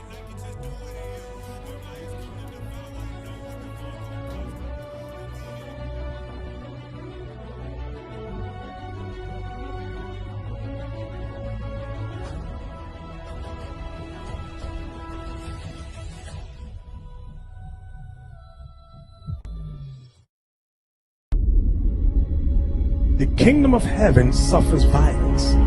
Who was suffering violence during the time of John the Baptist? The Israelites. The Israelites. So who is the kingdom of heaven making reference to?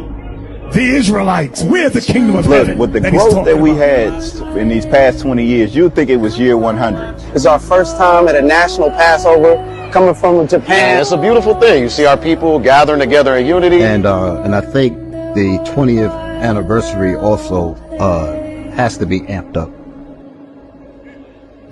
Starting next year, I want captains sent out to celebrate Passover in the various countries where we have established schools. It's exciting. It's exciting to be here. We in Dallas. We're here at the Passover 2023.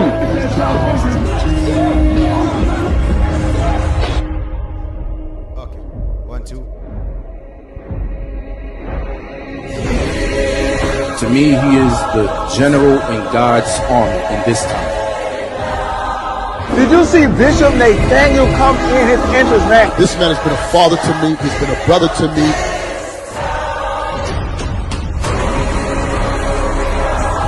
This man is charged in the battle to rebuild his nation. He is the tip of the spear on the earth right now.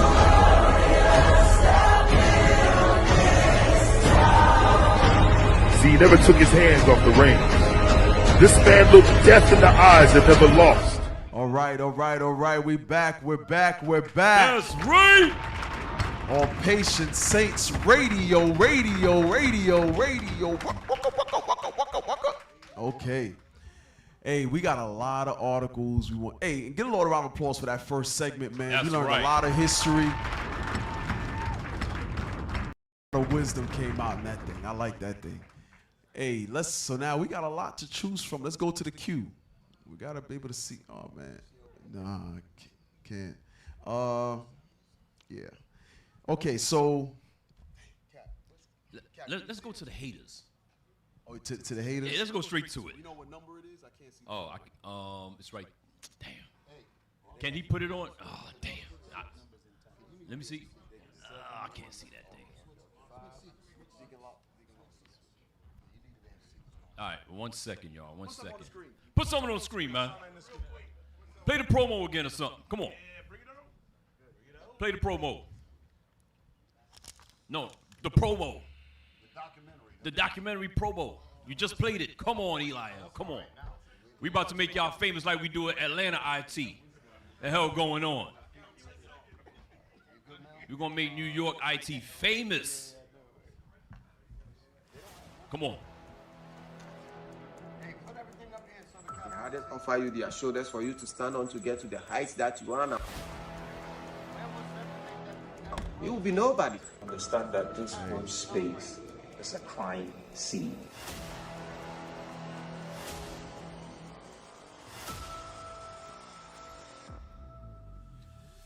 Our female ancestors here were raped by the Europeans. Every single one of them was shot. The Arabs were here. Sand, sweat, tears, pain. So this is what our people endured over the centuries that they are not talking about.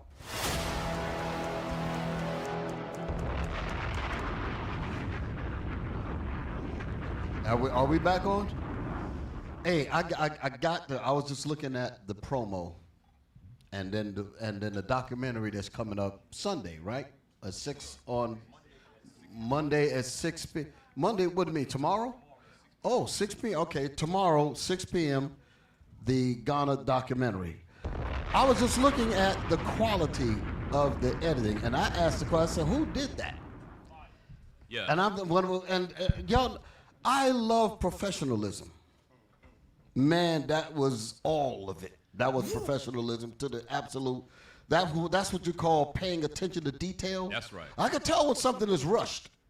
But when I saw this right here, I said this was spirit was put into this. And this is a sister that did this, right? I got to give props to give our that sister props. Sister her Ziona props. from Atlanta did the promo and the documentary that's coming out tomorrow at 6 p.m. That was definitely in the spirit of the So you Lord. saying sisters is putting in bricks? Sisters is putting in bricks, Cat. Okay. So, hey, Cat, I got to say it. Some sisters I trust to do some work more than the brothers, more than some officers. Damn, big up, big up, big up, big up. Swing. I gotta cut y'all. Gotta cut some of y'all officers. Capo. So we always say, New York, hospitality, Captain Yon, these brothers, above and beyond. We have brothers that we've told to come and see. And the sisters will beat them here before the men. Damn. Shout out you sisters in the spirit of the Lord, man. Yeah, clap your hand for yourself. Do something for God's sake. Do something. Oh, man. All right, so number 13. Let's put that up.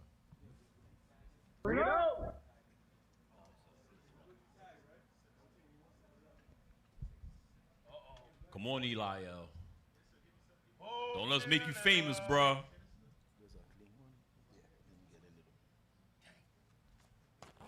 And I think this is a topic we all need to touch on because, you know, a lot of us are on social media. We see people that don't always agree with us or speak evil about what they don't know. And we all feel compelled to respond and defend. We all, you know, and you could be on social media arguing with somebody for 3-4 hours, just going nowhere. And then at the end of the day, nothing gets solved. Yeah. So I think this is a very important topic. You got it, Eli? Are you going to play it? One of the best ways to drain people's energy nowadays is via the internet. This woman is an astrophysicist. Actually, this is not how space works. Read a book. Now I just wait for the comments to come in. Hey, can you mansplain any louder? Yeah, sure. These are all different accounts that I have set up. The energy you get this way isn't quite as pure, but if you do enough of it, it'll fill you up. Shanghai sucked. Where was the Chinatown? Jason Mraz is just too weird for me. Jesus actually hates horses. Childhood obesity, LMFO. When they call you a dumbass, you know you've got them. They called me a dumbass. Women are getting too tall. Yeah. You can drain their energy via social media without having to even be near them. Hold on, stop. I don't know if they got the gravity of what we just saw. I don't think so, Cap. I think we might have to go back to the beginning and play it again. Do you see how he has like 8 laptops, 2 tablets, and he's going between all of them commenting on various topics? Okay. Play for the top again. One of the best ways to drain people's energy nowadays is via the internet. Stop. He said one of the best, not the only way. Yes. But one of the best ways to drain people's energy or spirit. Yes. Is via the internet. Okay, go ahead. This woman is an astrophysicist. Actually, this is not how space works. Read a book. Yeah, stop that. Yeah, you know what he's really saying. You know, like you watch video why I left IUIC. He's telling you why this video being put up. You understand? It's to drain your spirit or remove the way you think. That's what the white man just said. Hold it. That's what spamming is all about. Like when they spam on the chats when we be teaching. And then sometimes when I'm not teaching, I'm watching the comments. And I see that who's ever teaching is going over something very heavy. And then they'll just say something like, he's wrong as hell, and just throw something stupid up there. knowing that people want to engage to defend it. Meanwhile, he's laughing. But what end up happening is that it distracts the listener. And if the teacher gets involved in that, it'll distract him, which is the purpose of it all. He's got 8 damn computers up there going backwards and forward. You think it's 8 different nookers and it's one laughing at everybody. The same nooker. Yes. That's changing the the names and all that. You said block him, and he got 7 more. The point is, and then some brothers get wise and they be like, yo, ignore the scoffers and no. Even that is a distraction. Just pretend that the niggas, yeah, I'm going to say it, damn it. The niggas don't exist. Just pretend they don't exist. Yeah, man, but Bishop, is the same thing. The captain can testify that it's the same thing in Clubhouse. They will come and say something, the most stupid thing. You're like, this nigga. You're going over something super heavy, and somebody come up with Colossians 3:25. We don't. That has been not 3:28. That one. They come and throw that in there, and now all of a sudden everybody arguing. Well, we done been over that 1,000 times. Let that butter continue to roll. Let him just sit in the corner with his John 3:16 misunderstanding of the scriptures. Let his behind sit over there. So that's heavy, man. This is some good stuff right here. But it just shows you how much this right here is basically the nemesis to the truth. You know, just somebody to just distract the gospel. Because Bishop, there's Israelite camps just like this. There's apologetics just like this. They never focus on your positive points, your programs you have, the youth violence program, the missing persons program, your community cleanup. All that gets bypassed. They never see that. But they will see when something supposedly happens in your organization. Go ahead, Bishop. Right. Back it up just a little bit, because listen to the person he's dealing with. I listened to what he said. Back it up just a little bit, the video. About the doctor. Right. Listen to that part. Because I'm going to show you how they think. Because they mess with the pride of the person teaching. Yeah, Bishop. Even though you see him with the 8 computer, he's doing an experiment as well. Oh, yes. Why he messed up people? He's doing an experiment yes. to see what triggers. Exactly. That's what he's doing. Yes. Play that piece again. Start it again. Start again. One of the best ways to drain people's energy nowadays is via the internet. This woman is an astrophysicist. Actually, this is not how space works. Stop. That is to insult yes, this doctor. Yes. You got some damn nerve, blah, blah, blah, blah, blah, and that's what they want. So I got him. Now, Bishop, wait a minute. The damn doctor know what they're talking about. Somebody on a stupid couch gonna say something and throw the whole thing off. Right. Now you got to set it with a damn ducks. So remember, we got a picture of the stupid couch. That's your ego. Damn. They want to get that ego out. But Bishop, you got to defend yourself. But debate me. F you. Look at the offense, though, Bishop. Look at the offense. Now, the astrophysicist went to school for 10 years, 12 years, spent $100,000 on school and books and all kinds of time and energy. And then you get an unknown. One comment from somebody you have no idea who is got nothing. Make you defend yourself. That's living in the damn bathroom of a gas station. Bro, you know what's so heavy? You remember that video Bishop went out about the little donkey? But that experiment have to do with people's ego.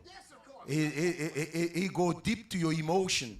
Because no way you can know what you're talking about for a guy to say, you don't know this and that. Your ego will start kicking in. Yeah. How dare you insult me with all these letters behind my name? Right. You're going to get involved with somebody that's, like I said, living in a damn gas station. Now you lower yourself. You lower yourself to their level. Yeah, Bishop said, commenting from your stupid couch. I was like, wait, we got a picture of the stupid couch a little while ago. Oh, yeah, it is a stupid couch. It's a stupid couch. All right, let's go back. Yeah, they updated the couch. Put the couch back. Oh, you ain't see they updated the couch? Put the couch back. It's too clean. It's too clean. The couch too clean. That's it. That's more realistic right there. You gotta put the sweat stains on. It's they have too many Bibles. They have too many Bibles. They need some vermouth. Oh yeah. They never have that many Bibles. Yeah. Damn. All right. Let's go back. Play from the top.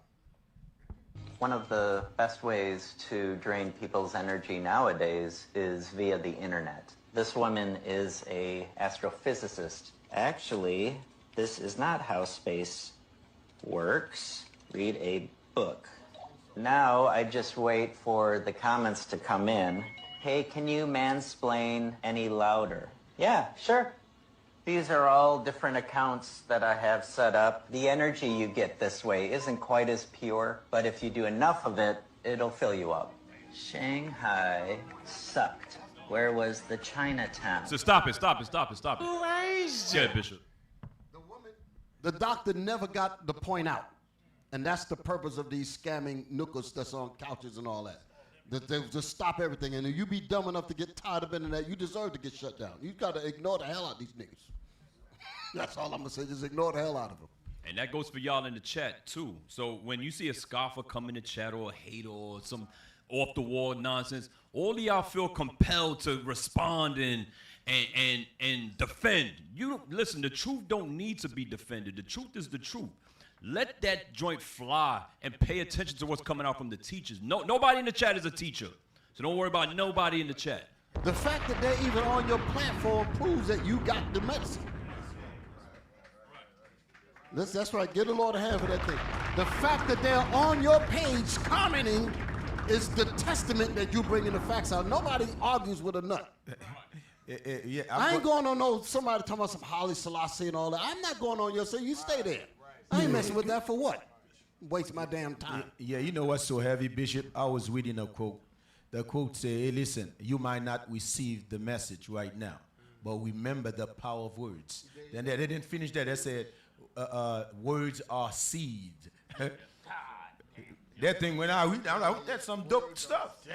It said, remember, you might not receive the message right now, but remember the power of words. Yeah. Words are seed. Bishop, can I turkey back off of what you just said about entertaining and that ego? Proverbs 29 and 11. And this goes right back to what you said, Captain Amaziah, why it's so important for the listeners. Don't say nothing. They will show you who they are. Read what you got. This is the book of Proverbs, chapter 29, verse 11. A fool uttereth all in his mind. Go ahead. But a wise man keepeth it till afterwards. Hey, even in that, there's no point to respond.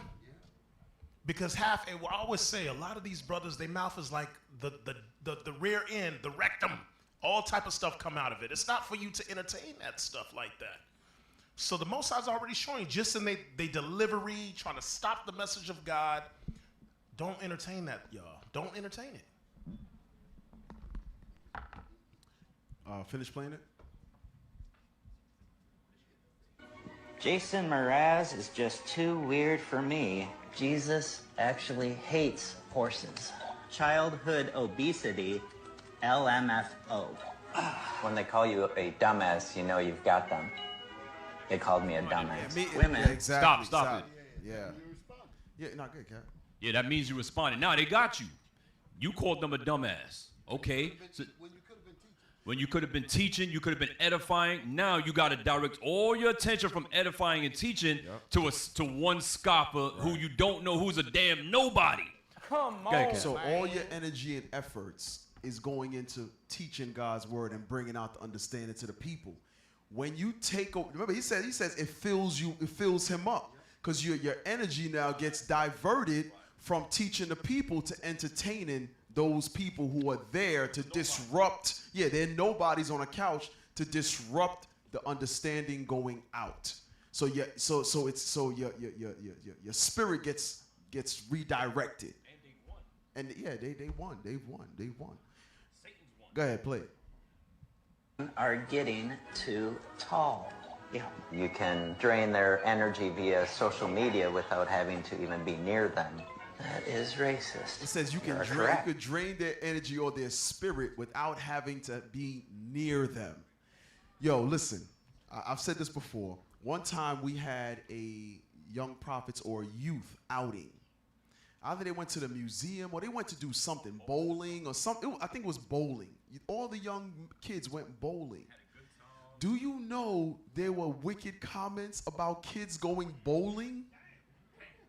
I was like, how do you hate kids having a good time? But in hindsight, there are some that are just professional haters, man. That's their job, to sit back and write comments about everything, no matter how it's the youth violence, community cleanup, doing great works in your community, which is obviously needed. It's a void there. You're filling that void. They say, nah, this, that, and the third, or leave the community the way it is, or any negative comment to distract you from the mission. But we ain't getting distracted. We ain't getting distracted. We understand the mission that we went over all early part of the segment. We understand the mission that Christ has placed into our leadership, and it's our job to execute it. Let those who want to be haters die in their hate. Leave them to die in their hate. Let them wallow in the mud by themselves. Don't get in the mud with them. Keep playing. It is. Oh, yeah. Yeah. Yeah. Oh, they hate me. It's surprisingly simple to get total strangers completely furious with you. They should get a life. Damn. All right. You was gonna say something? All right. So just showing, okay, so here's we'll go through a few things showing the necessity of us staying focused on the mission, because they are obviously our people need to be cleaned up. So we're not going to divert our energy to entertain some of these both camps and wicked people, whether it be the heathen or our own people, that want to try to derail the train that's already moving. You ain't stopping nothing. You're going to get ran the hell over. Go to number 2 real quick. Number 2. Hey, somebody said the best weapon against ignorance or hate is silence. Right. Just ignore them. Right. Stew in your own juices of hate. Right. Let's play number 2, y'all. You get to go on a press tour. No, start from the beginning. Apparently, if you give up your 5 kids to foster care or CPS, however you want to say it, you get to go on a press tour like you caught the winning touchdown at the Super Bowl. And listen, I have a Lemonade exclusive. I have a more Lex now, since you have gone very, very viral for some recent videos you've posted, more specifically with you going to the CPS office and going ahead and giving your kids to CPS. I know it's been a lot going on, but I wanted to talk to you because I felt like there was a lot of negativity surrounding this video, and it was very commendable to me. Now, I don't know about Leia's Lemonade's platform on YouTube, but it's just so sad seeing so many people give this woman any sort of platform. Now, Leia, she's not the only one. Amora has been on other platforms, other YouTubes, other channels, doing interviews, and I'm just bewildered. What she did was not commendable. She does not deserve a platform. This woman gave up her 5 kids into foster care, CPS, so she can go live out some lavish lifestyle she thinks she deserves. This makes me question every single person who is giving her a platform. Let me know your guys' thoughts in the comments. I'd love to talk to Leia's Lemonade, because this isn't making sense to me. So the sister gave her children gave her children over to the system. And you know what's funny? For any of you who have ever got a glimpse of some of the things that happen to our children in foster care, mistreatment, sexual abuse, violence, the things you're exposed to. Listen, you got to be a special kind of person with a special kind of demon to willingly give your children over to that system where so much evil could happen to them. Only for Babylon, the land of confusion, to make you famous behind it.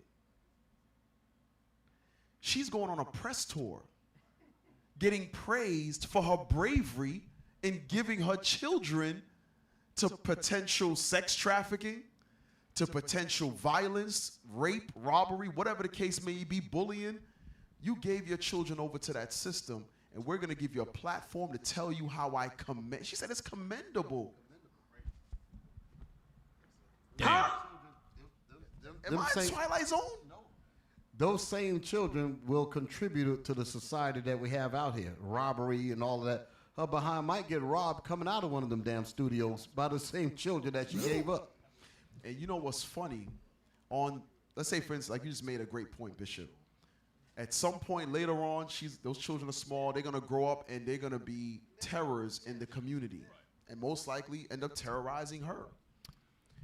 At one point in slavery, bucks at times would mate with their mothers, unbeknowing to them that that's their mothers.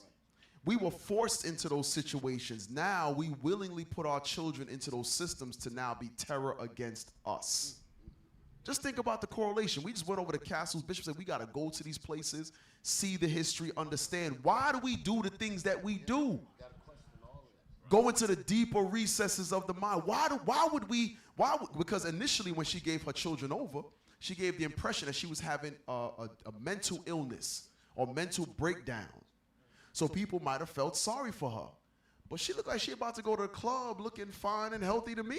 She looked like she is in good health, of sound mind. Because you saw her set up her phone before the interview started. She set up her phone to go live on her platform, on her channel. So she's of sound mind. You can operate a smartphone, make appointments at radio shows, be there on time, put on your outfit. You don't look. Say it on the mic, Cap. You don't look like something is wrong with you. Yeah, she's very, very coherent. So it's BS. Yeah, now, and guess what? She's evil, right? Let me bring the scripture. Yeah, Lamentation 4:3. But for her to even have a platform, they're showing you that the people that give her their platform, they're in the same mindset as her. Yeah, you know what they remind me of? Woman 1, when they said all the way down. All the way down. Yeah, they become same. You know the judgment of that is death, but you do the same thing. Yeah, come on. This is the book of Lamentations, chapter 4, verse 3. Even the sea monsters draw out the breasts. They give suck to their young ones. The daughter of my people is become cruel. You see that? That's what you see on these TVs, man. That's what you see in these shows. Our black woman become cruel. Yes, sir. There's no word to explain what she did, man. And why would you give your kids just to be just to go out here famous? You're not giving your kid to your family. You're to strangers. Right. Stranger, that's some wicked mindset, man. Right. Then these sisters had the nerve to put her in some platform talking about she's a hero. She's a demon. Not only this is not the first time. This is a trend going on with our sisters. There's another sister, a very popular sister, named Drea Michelle. She's on Love and Hip Hop. Some of y'all heard of her. She actually got famous by leaving her 3 kids at home by themselves for weeks and took trips to LA to become a star in a video girl or whatever you want to call it, a social media, whatever you call it, sleep with different celebrity men. And what happened to her? She got rewarded for that. She got on Love and Hip Hop. She got clothing line, and now she's a fashion entrepreneur and all that. You become now famous doing these types of things. So the sister we spoke about, that's not the first time. That's not the first time. Now, this same sister I'm speaking of, she now is pregnant. She's damn near 40 years old. This is a cougar now. And she's got a 20-year-old basketball player. She's pregnant by a 20-year-old basketball player. You are a damn predator. But because of how society is with our sisters, this gets rewarded. I want y'all to think about something. Right. There's nobody on no Edomite platform of our people that what's the word I'm looking for? That's commending our people. You have to be a coon to get on the platform. You have to sell your people out to get on the platform. You have to show some type of ratchetness to get on the platform. Nobody that's speaking righteous is on any platform for us. Not one. Is it the CNN? Is it Fox News? Is it ABC? Is it what black celebrity is speaking right. Not one. And that's why they got the platform. Yeah, you know what's so heavy? Let's get that woman 132 right quick. Yeah, man, like you just said, Cap. That's a disgrace to the black society. Man, but guess what? These people that do platform, and like I remember a lady said, yeah, I mean, anybody these days can get a platform. Yeah, man, but there's proof that what she's saying is true. Any dumb people can get a platform today. Because these are things that destroy black community. Man, but guess what? She feel like she need to be rewarded for giving her kids away. Come on. It's the book of Romans, chapter 1, verse 32. Who, knowing the judgment of God, that they which commit such things are worthy of death. Shit, they already know that. They already, when you read above that verse, it's telling you the fornicator. It's telling you that the unmerciful. It's telling you how they say the evil things. Come on. Not only do the same, but have pleasure in them that do them. You see that? They're the same, man. That people that put them in the platform, they're the same like them. You understand? They take pleasure in that thing. Hey, Dick, let me back you up real quick. Give me Proverbs 28, verse 4. What you just said is heavy because they know the judgment. They know they're not about nothing, and they just like being around people that's not about nothing. And that's their life. They just live in that war of ignorance they call peace. But read this real quick, 28 and 4. This is the book of Proverbs, chapter 28, verse 4. They that forsake the law praise the wicked. There you go. Because they're not keeping no laws, they give praises to all wicked people. They open platform. Oh, you wicked, come on my show. Let's be wicked together and make money. Go ahead. But such as keep the law, contend with them. This is what you're watching in PSR. This is a panel of people that keeps the law, so therefore we're going to contend with them. Show the world that the way they're living is totally wrong. Hey, let me piggyback off what you just said. Land back, my bad. Go to Ezekiel. Cap, lean back. Cap, lean back. What's going on in headquarters, man? Get Ezekiel chapter 16, verse 30. All that work that we just talked about, all that greatness, headquarters and this and that.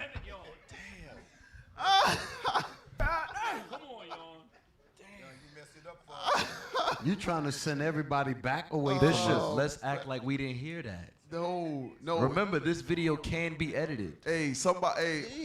We need that sound bite. The clip. power. Send it The to people know that we ain't about shams. They know that what you saying is out there. It's out there. Right now, there's somebody who's paid on the internet to comment on what you just said. They already recorded it. They edited it, and they gonna run with it.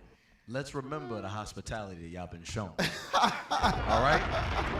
Let's remember the hospitality y'all been shown. But that mean, Jan, that we do so much for one mistake to overcome us. You see that? ATL don't play.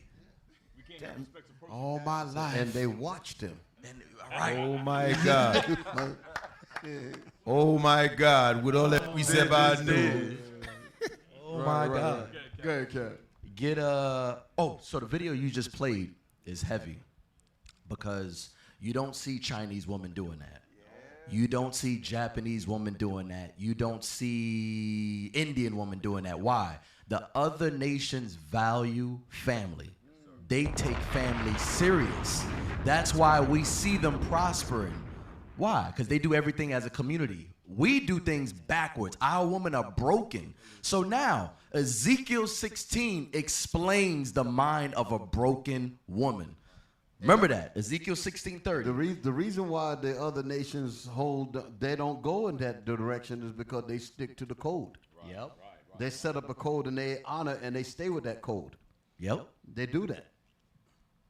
Ezekiel chapter 16 is explaining it's talking about the nation of Israel, but it's in comparison to a woman. So we're going to use that on what we just saw. Watch how it explains the black woman. Listen to this. This is the book of Ezekiel, chapter 16, verse 30. Uh-huh. How weak is thine heart? Stop right there. It says, how weak is thine heart? Who is it talking about? Our people, our sisters. It says their heart, their mind is weak. Read it again. How weak is thine heart? Read it again. How weak is thine heart? Now, how bad is it? It goes back to what Deacon Laba just brought out in Lamentations chapter 4. Remember it said, she's hardened against her little ones. She doesn't love her children. You will see our women like that. They don't care about the children. Because remember, children continue the nation. The way you raise the children is what you're going to set, the precedents you're going to set for the nation. But the Bible says the black woman, she's hardened against the little ones. And it says, how weak is thine heart? Read it again. How weak is thine heart? And we've seen this growing up. We've seen the weakness of the mind of our mothers, our aunties, our cousin. Every black family, we all have a ratchet black woman in there. Some of us 12, 15, 30. Some of us, it's so bad, you be like, nah, you don't got to meet my family, bro. I'll come to your house. Because you know your family is ghetto, right? You know they're going to embarrass you. You know it. Why? But this is what we come from. Read it again. How weak is thine heart? Come on. Saith the Lord God. Come on. Seeing thou doest all these things. Right. The work of an imperious. Imperious means arrogant. Whorish woman. Whorish woman. So this is what Ezekiel is explaining. The whole chapter is heavy. Because remember in verse 44, it says, as is the mother, so is the daughter. All right? So that was it, D. Hey, so let's go a little bit further. Let's play we're going to play number 3, number 4. We'll play a few of them. 15. Let's go in that order. Number 3. Number 4. And I believe 15. Let's go.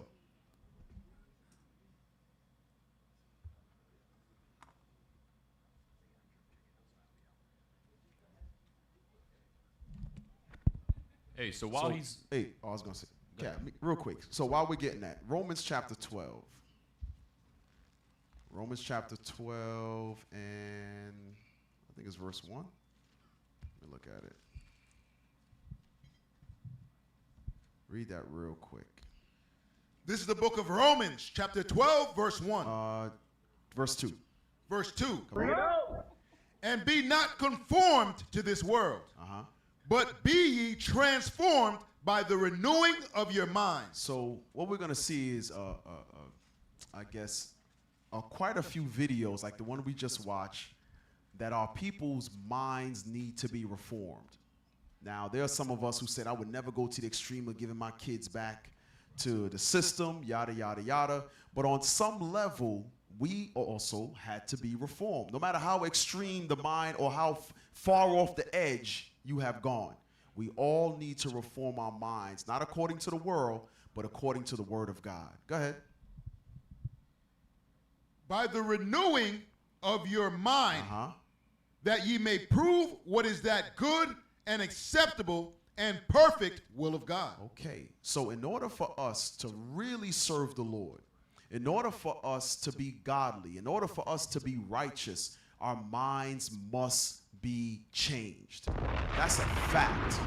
And what we just saw was a glimpse of someone going off the deeper end by giving the children back to the system. But we're going to continue in that same vein. Go ahead. Yeah, so here's one thing I noticed about the video with the sister.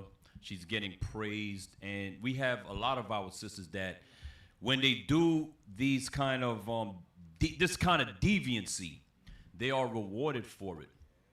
Okay, so now you got to think of the platforms that are allowing you're such a vulture that you're going to put on a sister or whoever that is doing some deviance, some evil against their own children. Okay, and you so money hungry, you're so money driven that you're going to allow them on your platform. There's going to be no correction. Hey, listen, what needs to happen, we need to bring back shaming. Bring it out. Shaming needs to make a comeback in the black community because we allow too much foolishness amongst each other. Okay, think about this. Jada Pinkett Smith. She should never show her face again in society. She went on a book tour. She went on a book tour. She slept with her son's young friend. The boy come over to play video games. Right. She bring him in her bedroom and sleep with the young boy. Why is she not shamed? Because if Will Smith had did that, where would Will Smith? He would have been in jail. Right. And the whole world would have embarrassed his ass. You understand? So y'all see the double standard where give one scripture, Isaiah 32:9. Bring it out. Y'all see the double standard here, okay? Where our sisters are set up to be over the men, and they're allowed to do certain things and destroy the black family, and in turn destroy the black community. Okay, so y'all sisters gotta wake up. Come on. This is the book of Isaiah, chapter 32, verse 9. Rise up, ye women that are at ease. Listen, the natural black woman is at ease here in America, no matter what her status is. She could be poor, welfare, Section 8, gotta hustle this and hustle that, couple kids, running a man down for diaper money and all of that. But you comfy here. That's not a comfort, okay? That is not the way you are supposed to be. Read it again. Rise up, ye women that are at ease. So you got to put all the evil you may have done aside and repent. That's what you need to do, and change your mindset and transform your mind. Come on. Hear my voice. So you got to hear the voice of the Lord, meaning sit your behind down and read your scriptures and learn what God has in store for you. Okay, come on. Ye careless daughters. You know what God calls our sisters? You careless. Now, you careless, but you have children. 5 of them. What's going to happen to those children since you so damn careless and you going on your book tour and you doing podcasts and nobody correcting you and everybody's giving you opportunity to make money on this now? What's going to happen to the children? Well, there's going to be a lack of care for the children. The children they're not going to have a sense of family. The children ain't going to have a sense of community. What they going to be doing in the society now? Normalcy. Right, or even normalcy. The children ain't growing up normal. They're going to be drug dealers, drug abusers, maybe touching on each other, okay, sexual abuse. You leave your children to the elements of the world and the elements of the community, of the ratchet of the community now. Yeah, you see what's going on. These people that open these broadcasts, they expect to influence the young black woman who think the same way, but she didn't have no doors open to her. Now for their witch, now they're using her in these platforms. Now she opened door for the simple ones who didn't know better. You understand? Because when you promote something, that means you're selling something. Right. You understand? That's what they're doing, because all these platforms is promoting her, you know what I mean, rewarding her for the wicked thing she had done. Guess what? Somebody else gonna come do much wicked than her. That's what the whole thing is all about. I think your Cap just pointed it out as a perfect precept. It's gonna snowball. It's gonna snowball. Hey. One's gonna do it, then it's gonna go. The next one's gonna be more evil in it, right. And it's gonna snowball. Hey, could it go back to that picture where it had those look like it was 5 children together? I saw it on the thing here. Because the sister that gave her children to the system, this picture right here. Now, these probably ain't the actual kids, right? But it's just to illustrate my point. Let's say that these are the ones that the sister gave back to the system, right? The system that warped her mind to make her do this decision, she just warped 5 others. So that's the exponential danger of when we mess up with one level of it, and then we have 5 kids and we do all 5 of them the same way. That means all 5 of them probably gonna have children, and they're gonna do that to their children. So you might end up with 25 kids doing the same thing. This is how the sin comes back and destroys the mother. Because of that one move. We put that seed into the children think it's normal. That's the reason why, like the woman here, she think it's normal to do that. We're bugging out, like, where the hell, what planet she come from? Planet Babylon the Great. That's where she come from. But that's normal. To us, this is like foreign, this is ridiculous. But she would teach that to her children by sending them away. Now they're gonna grow up in a crazy environment and they're gonna normalize that. and repeat it, and then it's going to become exponential. It's like a family tree. It's going to just grow from that one and turn into like 40, 50, 60 of them. And that's the reason why I said you get robbed by the same ones that you brought into the world, because that's the society that you produce. That's why the scriptures say about, give me that real quick, I'm sorry. Leviticus 29, I just use this as an example. Leviticus 29 and 1929, right? Prostitute thy daughter? Let me read that one. This is the book of Leviticus chapter 19, verse 29. Do not prostitute thy daughter. Because when we put our daughters up there to allow her to just be ran through by all kind of men, but by wearing provocative clothing, her hey, tongue out and all that foolishness, you're promoting that kind of business. This kind of message show that. Look at this damn thing here. You put that out there and that becomes normal. Read. Listen what it say after this. By doing this, what happens? To cause her to be a whore. To cause her to normalize having her guts ran through. Go ahead. Lest the land fall to whoredom. Because if the land falls to whoredom, go ahead. And the land become full of wickedness. That's the exponential stuff that comes from by disobeying that one law. That's the aftermath of it. This is the society that those 5 kids are going to end up bringing. So whenever you see somebody on the corner selling dope, believe it has something to do with this. Or you see the brother that's running up, shoot somebody in the head to take his sneakers or whatever, or carjack him, it all comes from that one thing. It compounds and quadruples to a point where you damn near can't even go outside. So that's the point. It goes so much further. And it becomes normal because mama did it, and it brings all the way down the line. A woman has been shot at. So that's it. Hey, did you have that next video?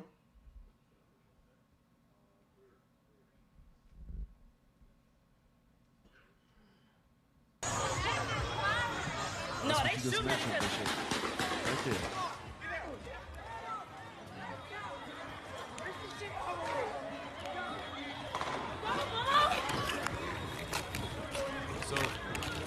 This is the full of wickedness that I'm talking about. Yeah. These kids probably came out of that kind of situation. Yeah. Right. My mother didn't give a SH about me, so the hell with you. My father didn't care about me, such as it gave me away for such and such and this and that, and I was abused by this one, and I made me do drugs, sold my sister for prostitution, whatever. And it turns into this, and this becomes normal to them. Why? Because of that one decision. Because if you're shown that they don't give a damn about you, how were you raised up as an adult now to give a damn about anybody else? Right. You were never shown how to do so. Yeah. Hey, Bishop Yawasop, this goes right back to your point of that degeneration. Yes. As I said, because myself and Captain Emmons, I always speak about this. You got to remember, in Oakland, it was the whole Black Panther Party. Yeah. After that, the crack era hit. Yeah. This is that aftermath. It's the children of that. Everything going on. And by the way, this is a Juneteenth festival. They're supposed to be celebrating their freedom, their emancipation. And this is what happens at these events. Okay, go ahead. Bishop, you want to say something? Hey, go to the next one. I want y'all to see the next one too.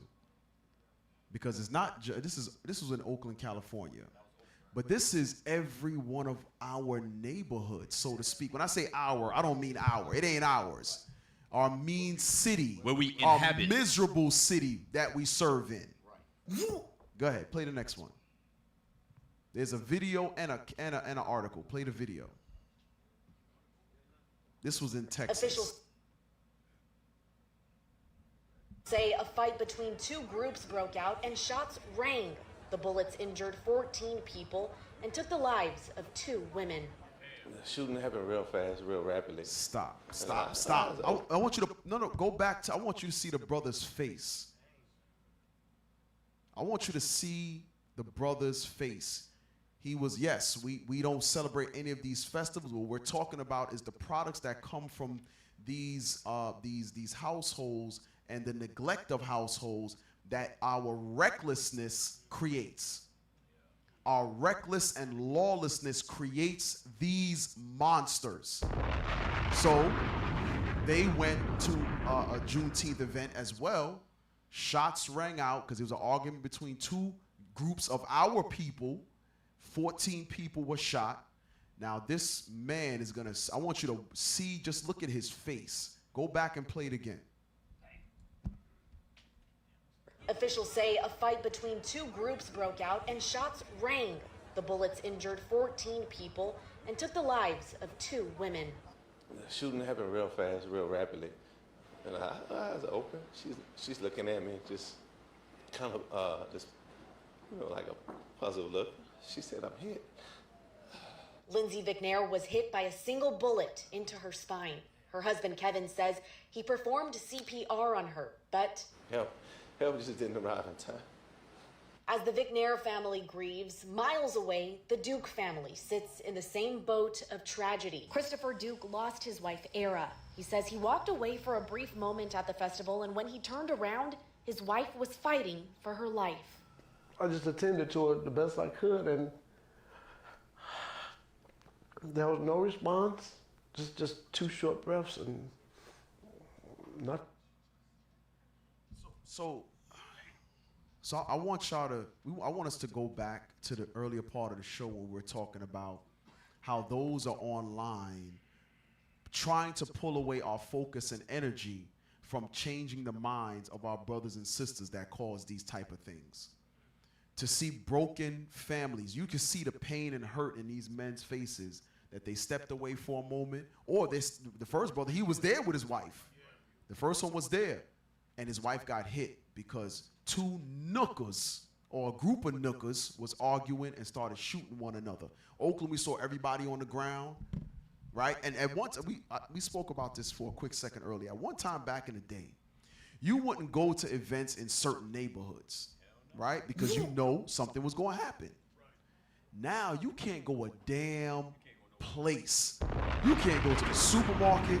You can't walk through a parking lot. You can't be in the library. Listen, 2 Ezra chapter 5 says evils are going to be more now than it was of long ago. And it's going to be worse in time to come. So don't look for it to get any better. This is why it's important for you brothers and sisters to support this truth. Because what else is combating what's going on out there? There's nothing else combating that. They're glorifying it. Those same men that just killed these brothers and sisters at this event will now get rap contracts. And they'll be at the next event. They do songs about how many people they killed. They're indicting Negroes on their lyrics for all the people that they killed. What the hell? So you become rap stars. You do the opposite. You become podcast stars. You become celebrities for doing evil to your people. You remember scripture say evil shall multiply on this earth. That's like when you read Isaiah 3:12. You see, this society is upside down, man. Because I remember you make a statement, you say Oakland, knowing from like the Black Panther era, then you notice that when they get rid of these leaders, what happened? You understand chaos. Women start taking over, kids start taking over. That's what Isaiah referring to. Let's read that right quick. Yeah, they get rid of the father at their home. This is the book of Isaiah, chapter 3 and verse 12. As for my people, children are their oppressors. You see that? Our children become our oppressor. Why? Like Bishop said, they take away the fathers. Guess what the children are going to become?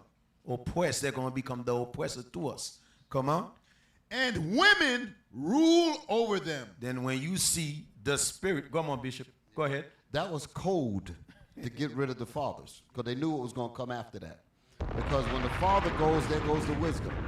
Wisdom gives you the ability to look at the potential of violence, the potential of a destructive. Like, listen, I'm not sending my children to that damn place over there because I know shots going to ring out and such and such. And if people understood the potential for this kind of stuff, regardless of the temptation, oh, so-and-so going to be there, so-and-so, this and that and the other, and you'd be like tempted to go, but if somebody can inject the potential for the evil that's going to happen there, that will keep you from going. But once they got rid of that warning system, which is the father, Now you're susceptible to the temptation, and you end up there. Down here, you got the EMS or the cop trying to save the person's life while he's watching watching the life seep out of his wife's life, seep out of her body. He had to witness her last breaths.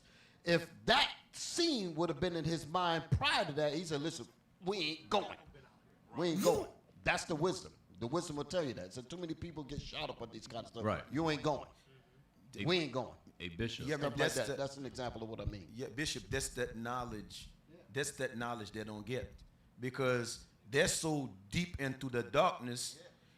Homeboy know growing up, that's what these events went. Why would you allow your wife? Why would you allow your children to get in the environment? It's because your mind yourself ain't right.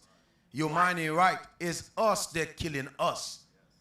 That's the mindset we're gonna have to understand. Is us killing us because we reject God's commandments to give us some type of common sense. That's right. We don't have no common sense, man. You got a bunch of knucklehead. Now there's more gun in the street than ever. You understand? Then you got the nerve to thinking events. I'm gonna bring my children or my wife in the environment. You crazy? It's because we don't believe that the world we live in is evil, man. We don't believe that because we evil ourselves. That's just precept you just went out. We evil ourselves. We don't believe the world we in is evil. We trying to justify the evil that is in this world by us become much evil. You understand? Our justification is go back to the commandment of God. This is the world we live in. This is the reality we have. How could we fix this reality? By go back in these commandments, applying it to our children, and teaching them common sense. But these fathers, guess what? These men, they were the men that didn't have a father. You understand? Their father was never there for their own children. So now you raising up thinking that reality is reality. Everything seems kumbaya. Then you're going to face reality down the line, bro.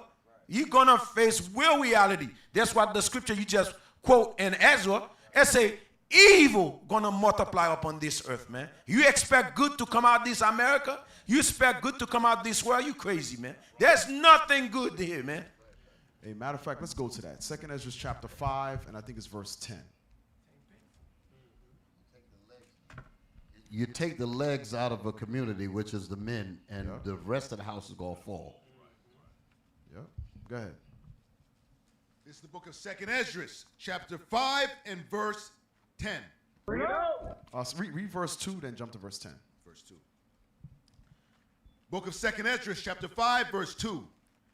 But iniquity shall be increased above that which now thou seest, or that thou hast heard long ago. It says sin is going to increase above that which you heard about long ago. And you know what's funny? In most of our communities, you'll hear our elder folks say, man, back in my day, we ain't had to deal with all of this. Back in my day, we grew up hearing things like that. That's what Ezra is saying. Ezra is saying the way it was a long time ago, it's much more wicked now than it was back then. Because a lot of us are seeing more wickedness now because of social media. We're seeing more wickedness now because of internet. Our great-grandparents didn't have that. So yes, the time now is much more evil than it was back then. Because as things become more convenient, the thing is sin. Sin now becomes more convenient and accessible. So it's much worse now than it was back then, right? Jump to verse 10. Verse 10. And shall be sought of many, and yet not be found. Come on. Then shall unrighteousness and incontinency. And incontinency means lack of self-control. So it says unrighteousness, the lack of self-control, go ahead. Be multiplied upon earth. It says it's going to be multiplied upon the earth. Evils is going to be multiplied on the earth. Real quick. Yeah, Cap, let me bring it back to Isaiah 3. I got a statement to make in Isaiah 3, the one you read before. Some good stuff, bro.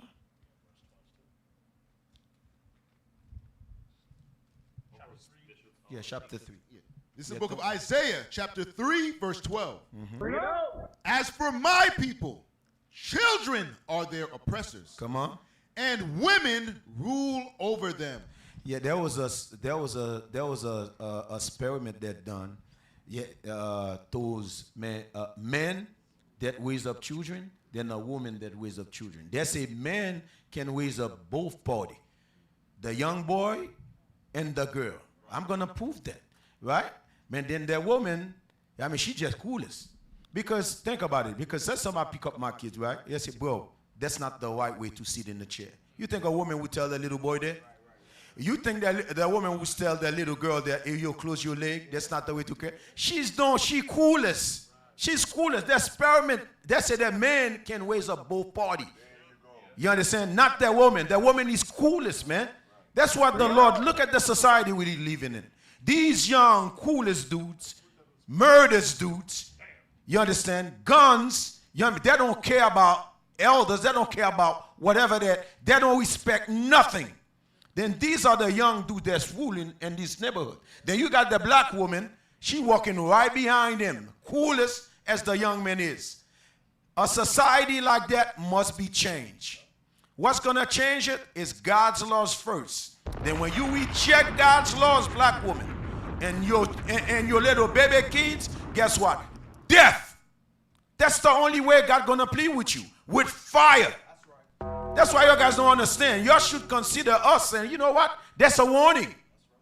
That's a warning to you, man. Come on, Cap. Let's roll in it. Hey, let's go. Let's go to the next one. Okay. Yeah.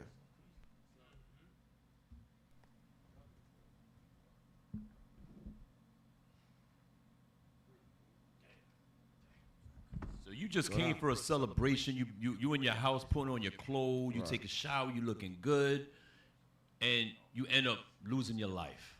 And here's the thing. Yes, we don't celebrate Juneteenth. We all understand that, right? But I want you to look at the cause and effects. We just read it in Isaiah chapter 3. Monsters are brought forth. What do you think monsters are going to do? Are they going to skip through the park and pick flowers? They're going to be monsters in their communities. They're going to sit at the head of every corner like wild bulls in a net. And they're going to devour our people no matter where they go. So real quick, matter of fact, go to the next one. It was down in the video, the next video, verse 15. I mean, I said verse 15. Number 15. Number 15. Look at this. So we say, oh no, it's Juneteenth. People in the comments, they was wicked. Go, okay, we get We you. not at Juneteenth. This ain't Juneteenth. This ain't Juneteenth though. They went to a graduation to celebrate an achievement.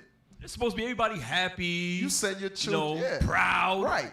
You send your children to school to be better, be better in society, to help their community. Let's say to be a doctor, to be a lawyer, to help their people, right? So now you're celebrating and your life is now at risk. I want you to think about it. That's why we mentioned earlier, you can't go nowhere. Play from the beginning again. I'm sorry.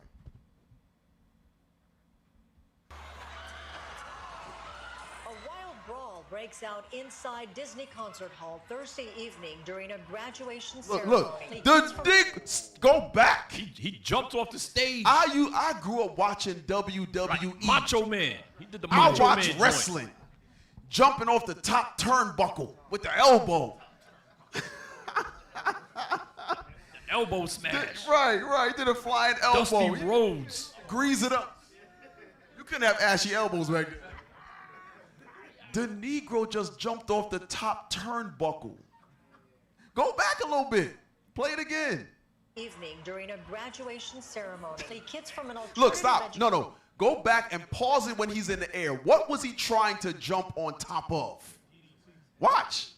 Brawl breaks out inside Disney. Get ready to pause. Thursday evening. Look, he see him. Stop. Right there. You see there's a brother bent over with a gray hoodie. He was trying to jump on his head. Go ahead. Ceremony. Wow. Listen. During a graduation. Can I get a scripture? Please do, because I'm about to lose my damn mind. Proverbs 1:18. I'm going to show you the spirit of our people in America with no daddies. You're born in this society. You have no hope. I know we've been bringing that out a lot for the last 2 years now about the hope being different. I'm not even going to go there.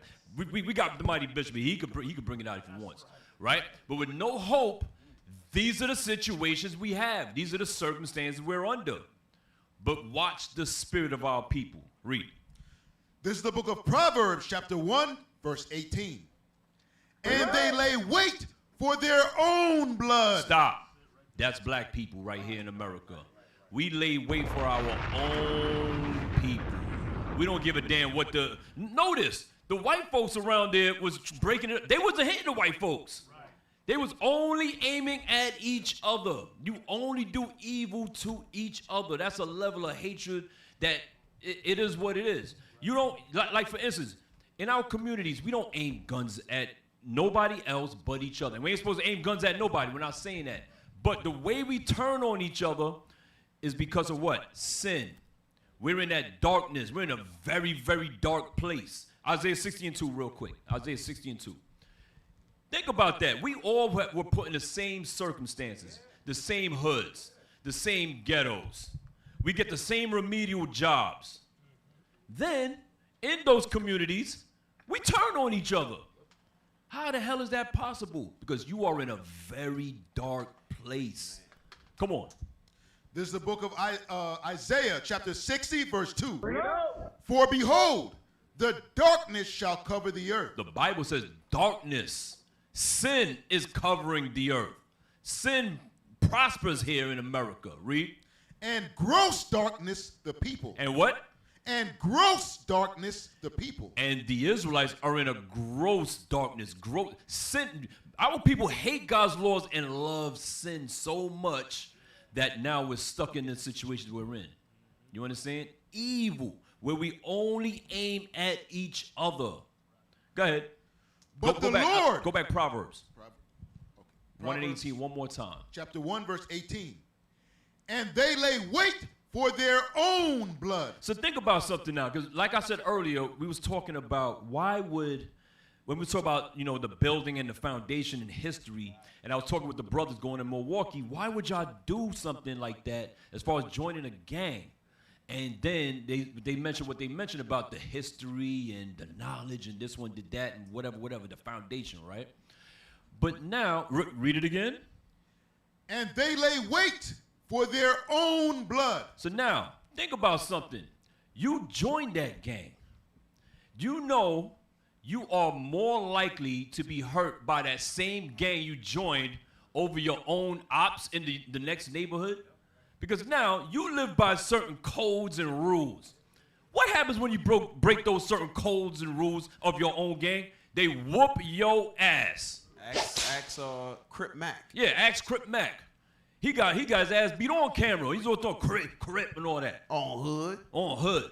And what happened? He got his ass beat by his own homies. Read it again. Read. And they lay wait for their own blood. So that's what we do. Now, it's coming summertime now, right, in New York. What's been happening the last couple years in New York in the summertime? Y'all getting killed at the damn barbecues. They shoot up y'all barbecues and all of that. Hey, Cap, I remember hearing that when I was here. When New York get too hot, body's going to drop. The body count goes up. Right. Go ahead, Cap. Oh, good, Bishop. Can I get that scripture where it says the strong man, bind the strong man, because the Negro has been trained to be the menace to his own society perfectly. Like you just showed the thing about the brother flying in the air. He was looking to pounce on Jake's neck and break his neck. He's trained to deal with us. It took a lot of work to get the Negro to become that damn specimen. Bishop, you just said something very heavy. I don't think some people just got it. We are menaces to our own society. We're trained that. That's not all society. No. That took a lot of work Wait a minute. Hold on. He said, Hey, that's a class right there, Bishop. I need to train him to be a damn problem to his own. Because we always heard the saying menace to society. Yes. It never gave it much thought until Bishop just divided society. Yeah.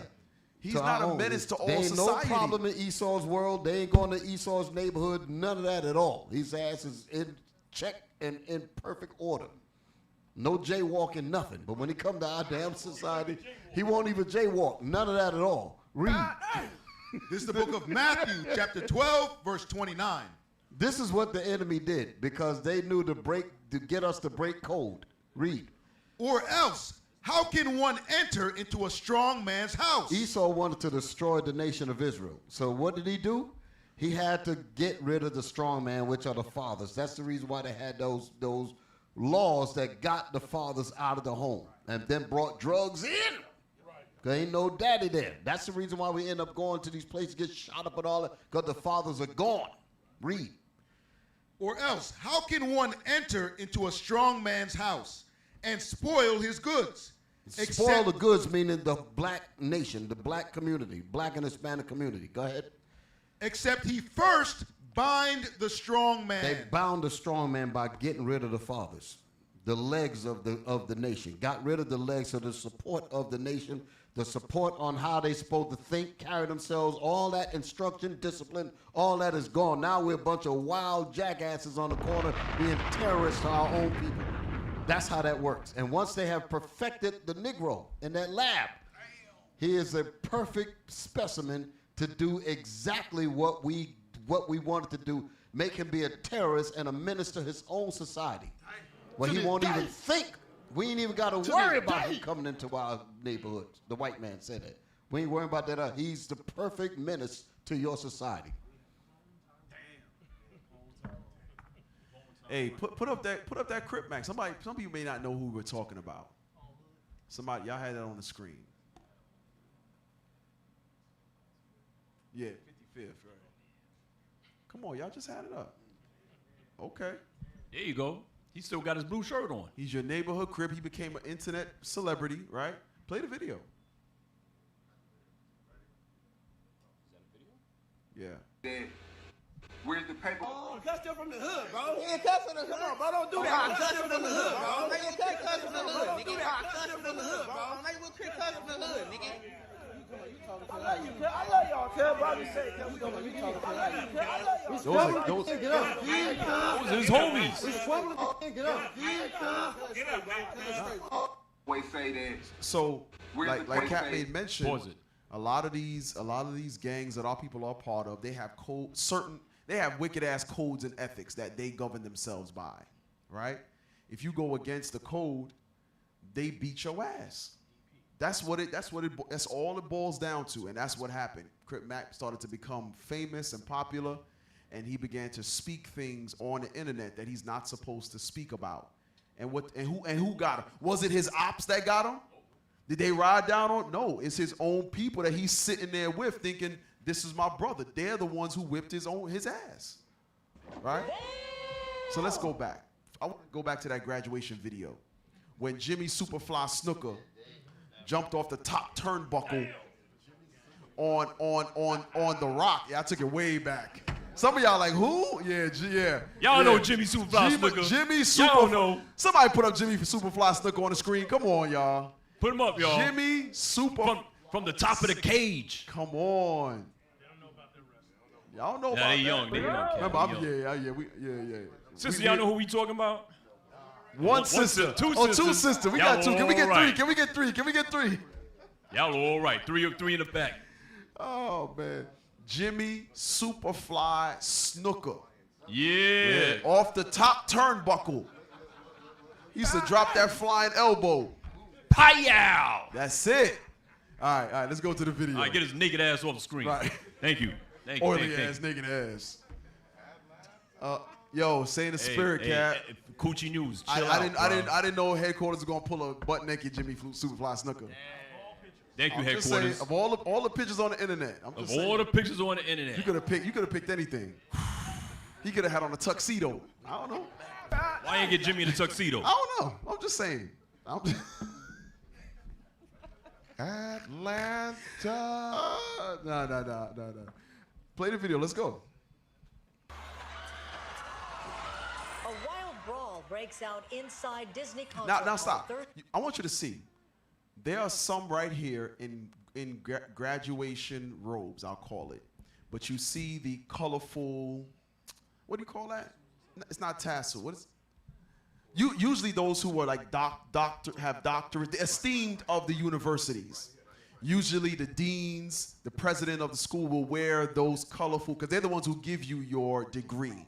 Right, those collars, right. Thank you, Bishop. Look, they're getting out of the way. Now, these are some who spent 10, 12 years in school in order to get these high positions or careers, in order to now shake the hands of the future generation who's going to now be moving into their stead, their spaces. He's shaking the hands of future doctors, future literary, future critical thinkers. We're shaking those hands, and we want to present their degree to them. They got to get out the way, because the nooker, Jimmy Superfly Snooker, swooped in. That's what we got to make a thumbnail for that. The nooker, Jimmy Superfly Snooker. Play that. Thursday evening during a graduation ceremony, kids from an alternative education school and probation started fighting. We were coming out of the ceremonies, and there was a car right on the other side of the cars that were parked, and we just saw shooting. Wait. So it wasn't just jumping off the top turnbuckle. There were shootings as well. Go ahead. And everything, and everybody just got down on the ground. 2 people were taken into custody. Wait, go back. Is it Chinese people on the ground? Somebody help us out. Is it East Indian people? Japanese maybe? I don't know. White people? I don't know. No, it's our people that are menaces to our society. That's what it boils down to. Go ahead, play it. Taken into custody in the parking lot. It was wild. It's like we're here for a happy moment, and it's just ruined with gang activity. With what activity?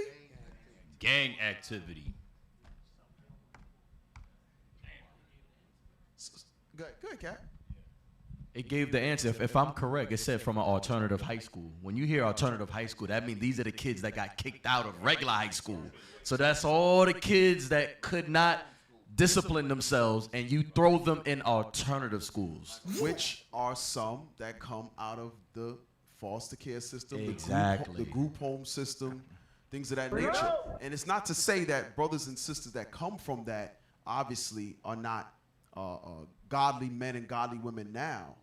We're talking from a place of, we know the hurdles you have to go through by being in the system. Right. We know them, but far too often, whether we were from those group homes and foster systems, or we had to counsel for years, brothers, sisters, things of that nature, coming from those exact same places of origin. The end result is you have an issue with discipline, you have an issue with authority, right. you have attention deficit issues. And where do they put you? Do they put you in normal classes? No. Where do they normally put you? Y'all let y'all answer. In remedial classes or alternative schools, right? Yeah. Oh, wait a minute. That's why I remember. You go from school to prison pipeline. Literally, after graduation, you go to jail. Yeah, exactly.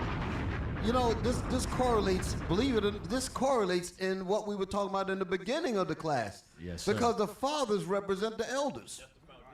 That's the foundation. Now I know our people, you know, the men back then, they didn't have the truth and all of that, but that father is the anchor to the community. That's basically the same correlation that we were talking about when the brothers that we talking about in the schools come to the fathers, so you can know how to stay on course. And Bishop, what's so heavy about that, in the 80s, there was a famous principal, Joe Clark, from Paterson, New Jersey. He gained worldwide attention. And what's so funny, this is the thing, when you look it up, what he did was, all the kids that don't want to learn, he said, just throw all of them out. And the black woman was against him. They wanted him fired. They wanted him fired. Yeah, they wanted him fired because they didn't like his methods. Yeah, but that's because they grew up with no fathers. Exactly. The women, whoever was against him, they don't know nothing about discipline. I just saw something on the screen. You want to deal with this here? This thing with this bus? Put it up. Show that up there. I think we were on that point, right? Yes. I want to zoom in on some of that stuff Absolutely. Yeah, let's zoom in on that. Look at this. Basically, where the white hands at on the right, balls? Right. Hey, could we get rid of the little bars at the top? I want to see what we talking about. Yeah, zoom in. Or I can't read the top because they got this. Y'all got to zoom in. Zoom in on lower third or whatever. I want to. Can you bring it down so Bishop can see the top? I want to see everything. I can see it on there, but I want Okay. That's what I want. Minor infractions. Minor infractions, breaking down the school to prison pipeline. How does all of this begin? No daddy at home. No anchor. No elders. No foundation. No foundation. You sisters know what I'm talking about. When there's no man that got his mind right to direct that family, to put in that discipline and that structure and all of the things that these young sons need. When you don't have that in place, all of this becomes a reality. All this, and let's look at this is my first time seeing this. I can't even. What does it say on that? Can y'all zoom in? Let's see some of the traits that come as a result of nothing, of the men being gone. What does it say? 11. Annual costs per youth education versus incarceration. Look at that. Oh, to educate is $11,000. $11,000. Education is $11,000. To lock his ass up is $90,000. It's $90,000. Who's gonna pay that cost? Right. The black community. Right. Your taxes. Right. So, although it's costing quote unquote the state more money, we're the ones that's funding our own destruction basically. But if we was to try to we were to try to invert that and put more money in charge of bringing our sons up right, you could alleviate the rest of the bus.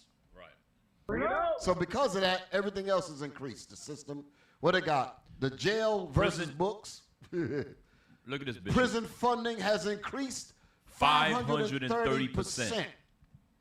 Wow. 5 times. It says more than education funding. More, damn. That's above. So they're pouring all the money into prisons. That's it. Damn. And like I said on many shows, who in the hell builds a hotel if you ain't expecting guests? Right. So they built the prisons Yes. because they were anticipating your undisciplined sons because we already got rid of the fathers. So where else are your sons going to be? So come to daddy. So think about it. That's basically they built the prisons, and an influx of them began to be built in the 70s and 80s. An influx, right? Then all of a sudden, there's a war on drugs. Wait a minute. set up, bro. So they built the prison and then began the war on drugs.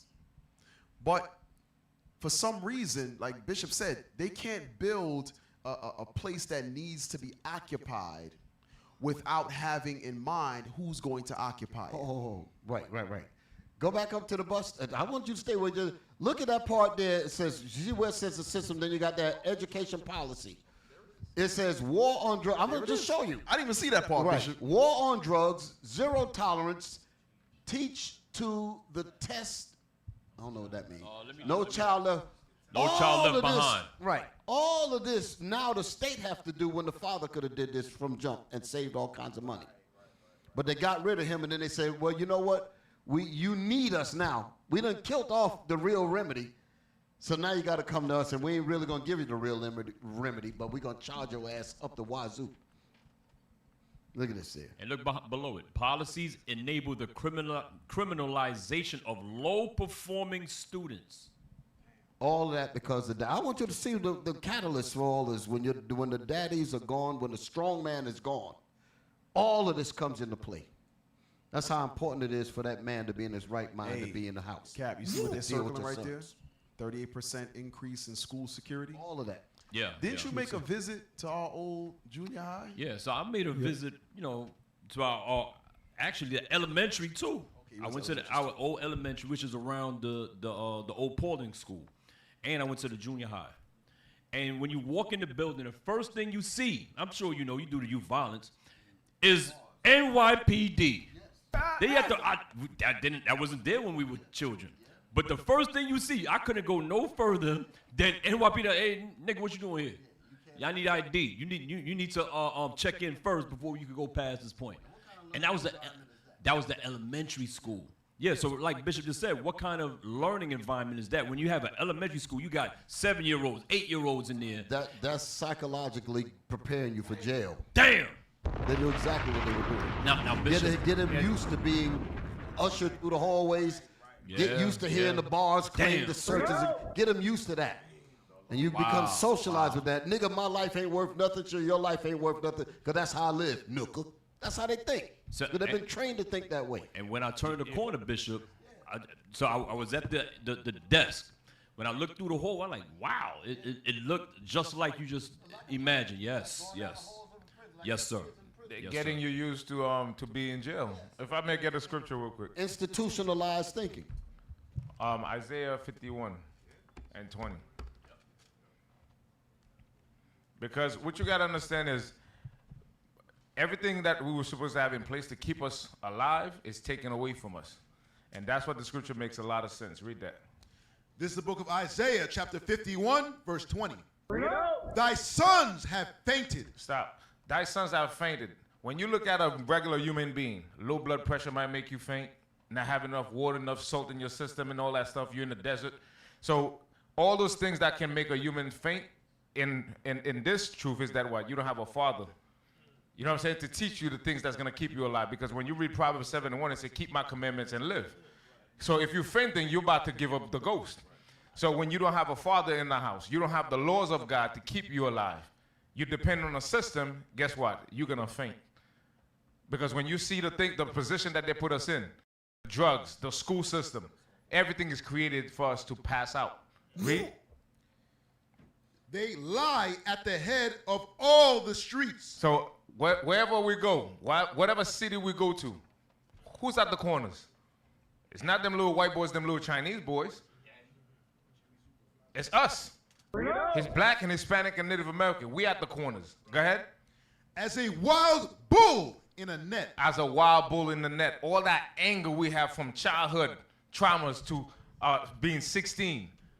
We're taking it out on the people. Hey, Cap, and that's that misguided anger because you wild, but you only wild to each other. That's it. You ain't wild to nobody else. You see, here's the thing is, you grew up always looking at yourself like you ain't ish.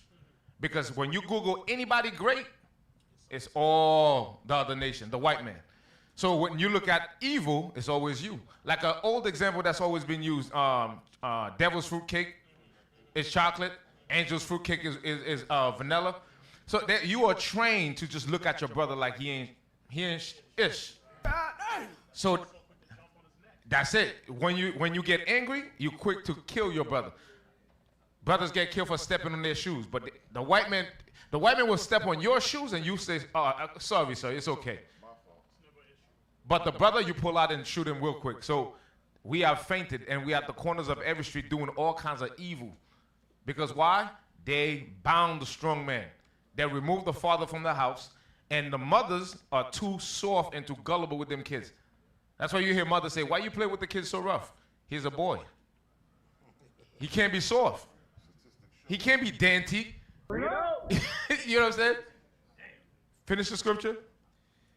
They are full of the fury of the Lord. They are full with the fury of the Lord. So the only solution is for us to rise up as men and teach these men to breathe life back into them by teaching them the laws.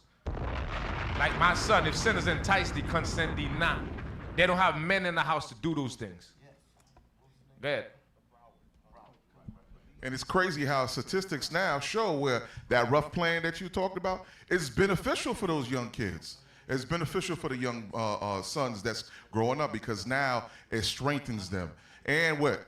It proves now you got statistics where fathers, children have a better chance with their fathers than with mothers. We just saw that story earlier with the mother giving up their children. You would never see a father do that, give up their children. They rather go through the suffering or with those children and they'll have a better chance at life, right?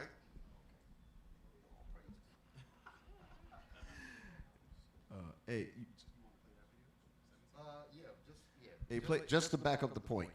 What I was talking about, getting our people institutionalized in jail. Could we find Khalif Browder getting thumped in the Rikers Could we find that video? Look for that. Khalif Browder. He was a brother that died. They accused him of stealing a backpack. book bag. A book bag. And locked him and had him in Rikers Island awaiting trial. Right, and he didn't because he wouldn't plead guilty. And he didn't have the bail money. He didn't have the bail money to bail out. He couldn't even. Yeah. Can I get a script while you? Yeah. Hey, do that. Isaiah 42 and 22. Isaiah 42 verse 22. This is the book of Isaiah, chapter 42, verse 22. But this is a people robbed and spoiled. They are all of them snared in holes. They're all snared in holes. This people, the children of Israel, are snared in holes. They are stumbling blocks. There are institutional, what do you want to call it? Setbacks that they set. There's like that obstacle race. Esau took off running, and it's nothing but obstacles in front of us. Pitfalls. That's what I wanted. Pitfalls. There's pitfalls in front of us as a people. So we just saw the image of the school to prison pipeline, but we don't see that with the Chinese people. That doesn't exist. I want you to understand that the reason why all of this is flowing because the men are gone. I really don't want us to let that point go. Right. When the men are missing, all of this comes into play. Facts. Because there's no hedge to protect. Where there is no hedge, the possession is spoiled. The hedge man is the strong man. If he's gone, everything else is susceptible to the winds and rains and everything else. Yes. You got no protection. Yes. Your sons are going to grow up to be contributors to the damn violence because the hedge that was supposed to steer his mind right is gone. Right. That's how drugs was able to come. That's right. That's how homosexual and all the rest of the stuff was able to just flood the community because there's nobody standing up to be the bulwark against all this evil. Right. You got the videos? You found it? Khalif? Okay. Play Khalif first. Now, this is inside the prison. Remove the thing for a minute. Remove all this. Yeah. Okay. I thought it was something under it. All right. Pause it before you go. This is Khalif Brown. Now, it's been a while since I've seen this, so I hope I remember the details. But the brother was accused of taking a backpack or something. Yeah. And he knew that that wasn't him. So they wanted him to plead guilty to a lesser charge or whatever the situation was. And if you do that, that messes your record up. Once you take that bail, now they can always say, well, you pleaded to something.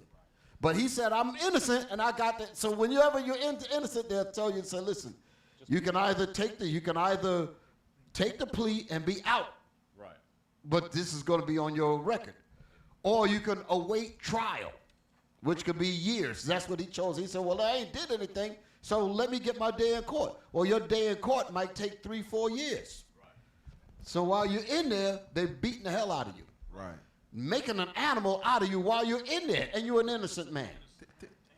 Think about the system. That's the system. That's how it's set up. To spend 3 years for accusation that you didn't, because you're trying to prove your innocence. That's how that system went down.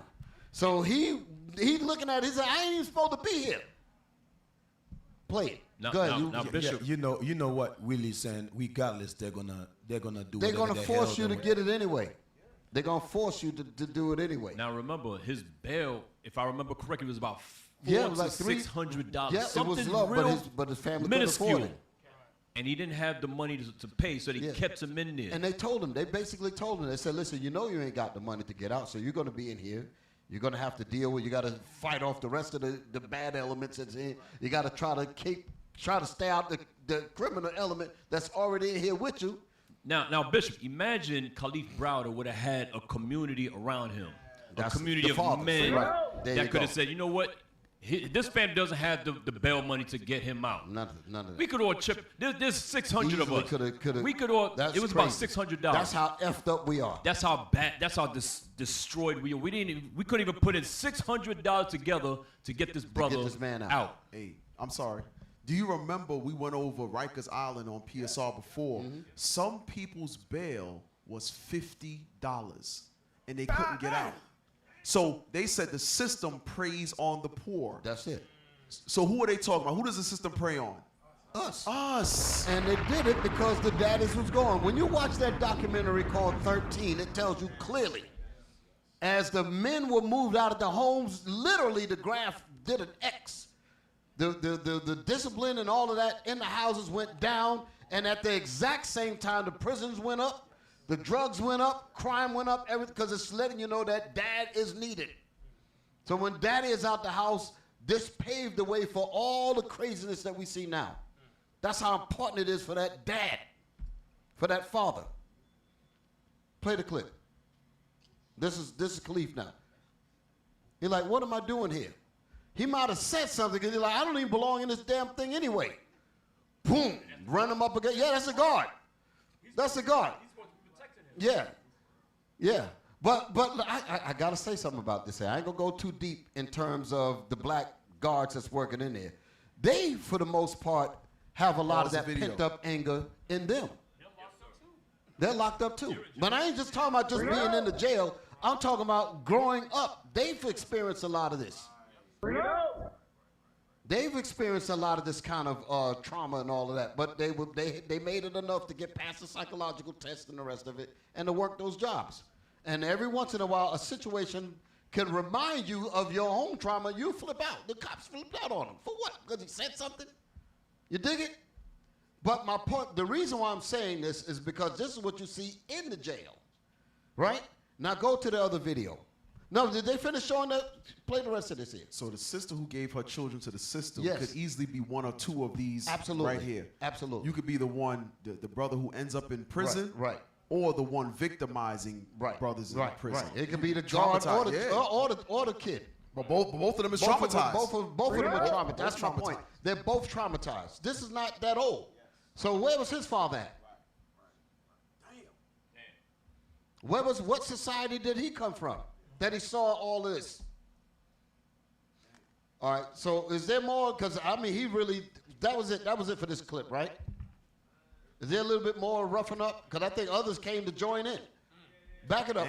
Play the whole thing. 'Cause I didn't want to talk too much time. Play the whole thing again. I just want y'all to see. Yeah, because they responded. They got that call.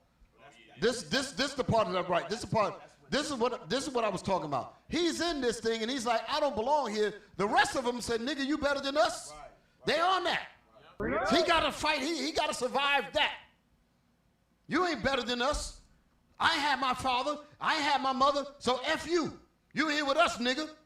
That kind of stuff. You feel me? He got to fight against all of that. Trying to maintain his innocence. That's the reality. Go ahead. Yeah, you think you're better than us, right? F that, man. Tune this nigga up. That's what's going down. It's on footage. He got to fight his way out of that. Now they coming in there. That's the brawl. And they got one guard with them. One guard. You outnumber like 50 to 1. He ain't doing nothing. Look at that. They stomping on him. All that. He got to fight his way out.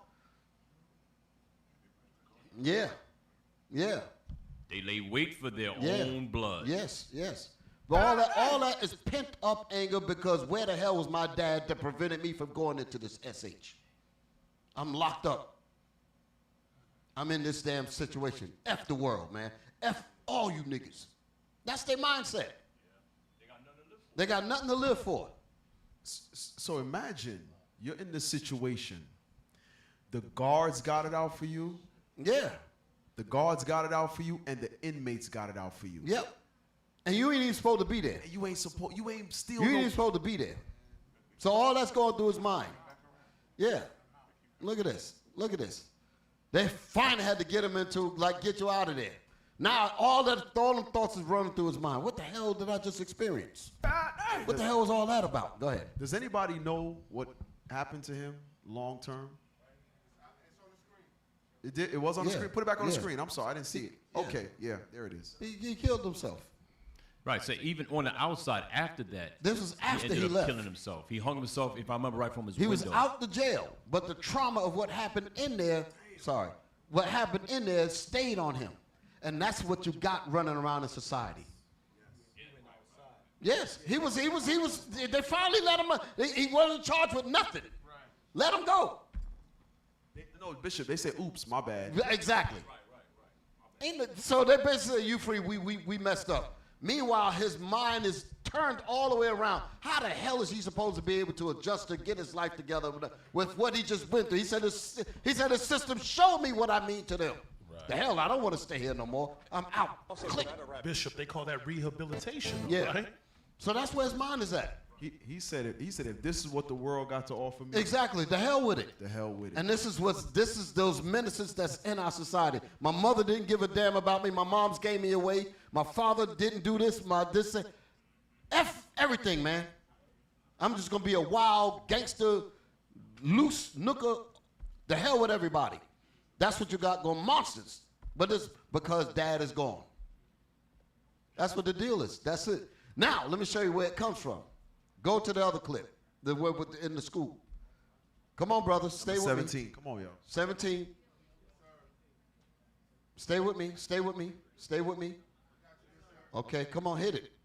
This right here, while you setting it up, I was making a point about our people being institutionalized before they even get to the daggone prisons. But notice the treatment is exactly the same. Hit it. Lord have mercy. This violent arrest in a high school classroom is causing in a high school classroom. Remember we were talking about how the schools look, prison bars, cops, and all of that. You walking, it's supposed to be an environment of learning. You walking past stun guns, firearms. You working with, metal detectors. Like, what the hell am I going into prison? And you're supposed to be going in there for an education. That's psychological. Even the projects that we live in is like that. Projects is a damn jail. Basically like a damn jail. Just like a cell. Like a compound, like those prison compounds. That's what the projects look like, straight up. Straight up. Bishop, you say that. You ever try to run to catch the project door before it slams because somebody just went in? Bro, when that thing hit, don't it sound like a damn jail it's door? Jail, damn, I just thought about that. That thick-ass metal door. I'm originally from St. Nicholas in Harlem, so I know about all of that.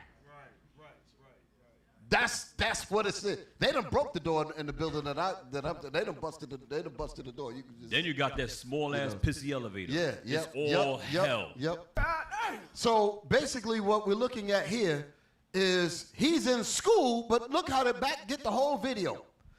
They dealing with him like he's Khalif Browder, like he's in the damn jail, and they don't do this to Esau.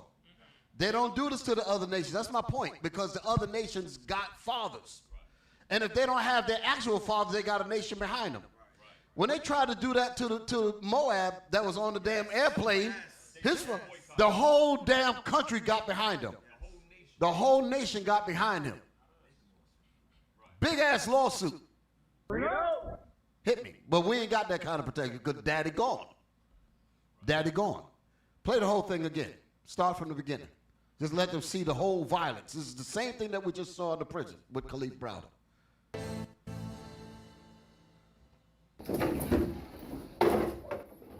I'm going to get you used to prison. That's what he's saying. This is how everybody else watching, because that's normal to them. Their whole class is supposed to be outraged, but that's normal behavior to all of them. That's showing you how deep it runs. Oh, I'm going to be there in 5 years anyway, so F it. The hell with this damn school mess. I ain't going nowhere. I'm going to be just like T on the block. F them niggas. So he's teaching the young kid that he's dragging. Yeah. He's teaching all the other students in the room. Get ready, because this could be you. This is getting ready. Stay in line. That's like socializing. Buck breaking. Right, exactly. They whip the buck in front of everybody to know this could be you. Okay. That's in school. That's no different. Was that the whole video?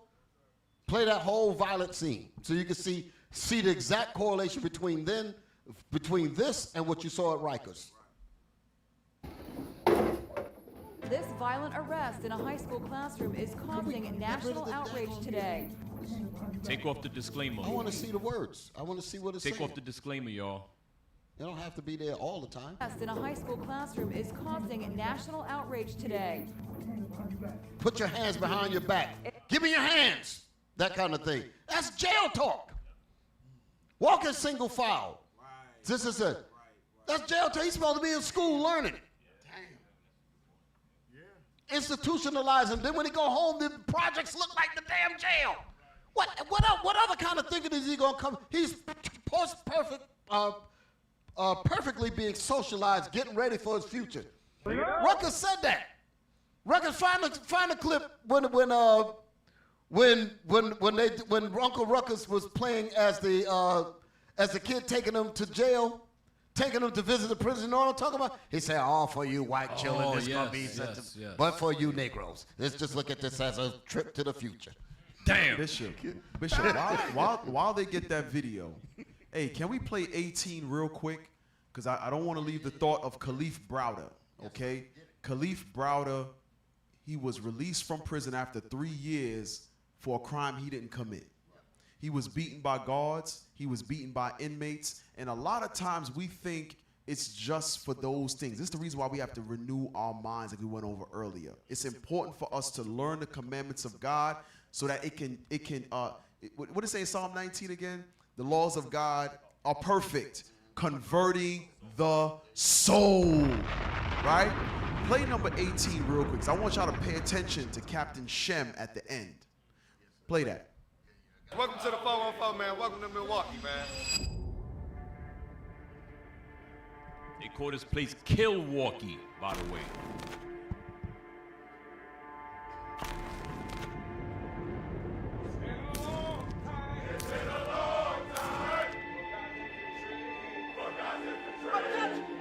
Y'all walk up and down this street. We Israelites.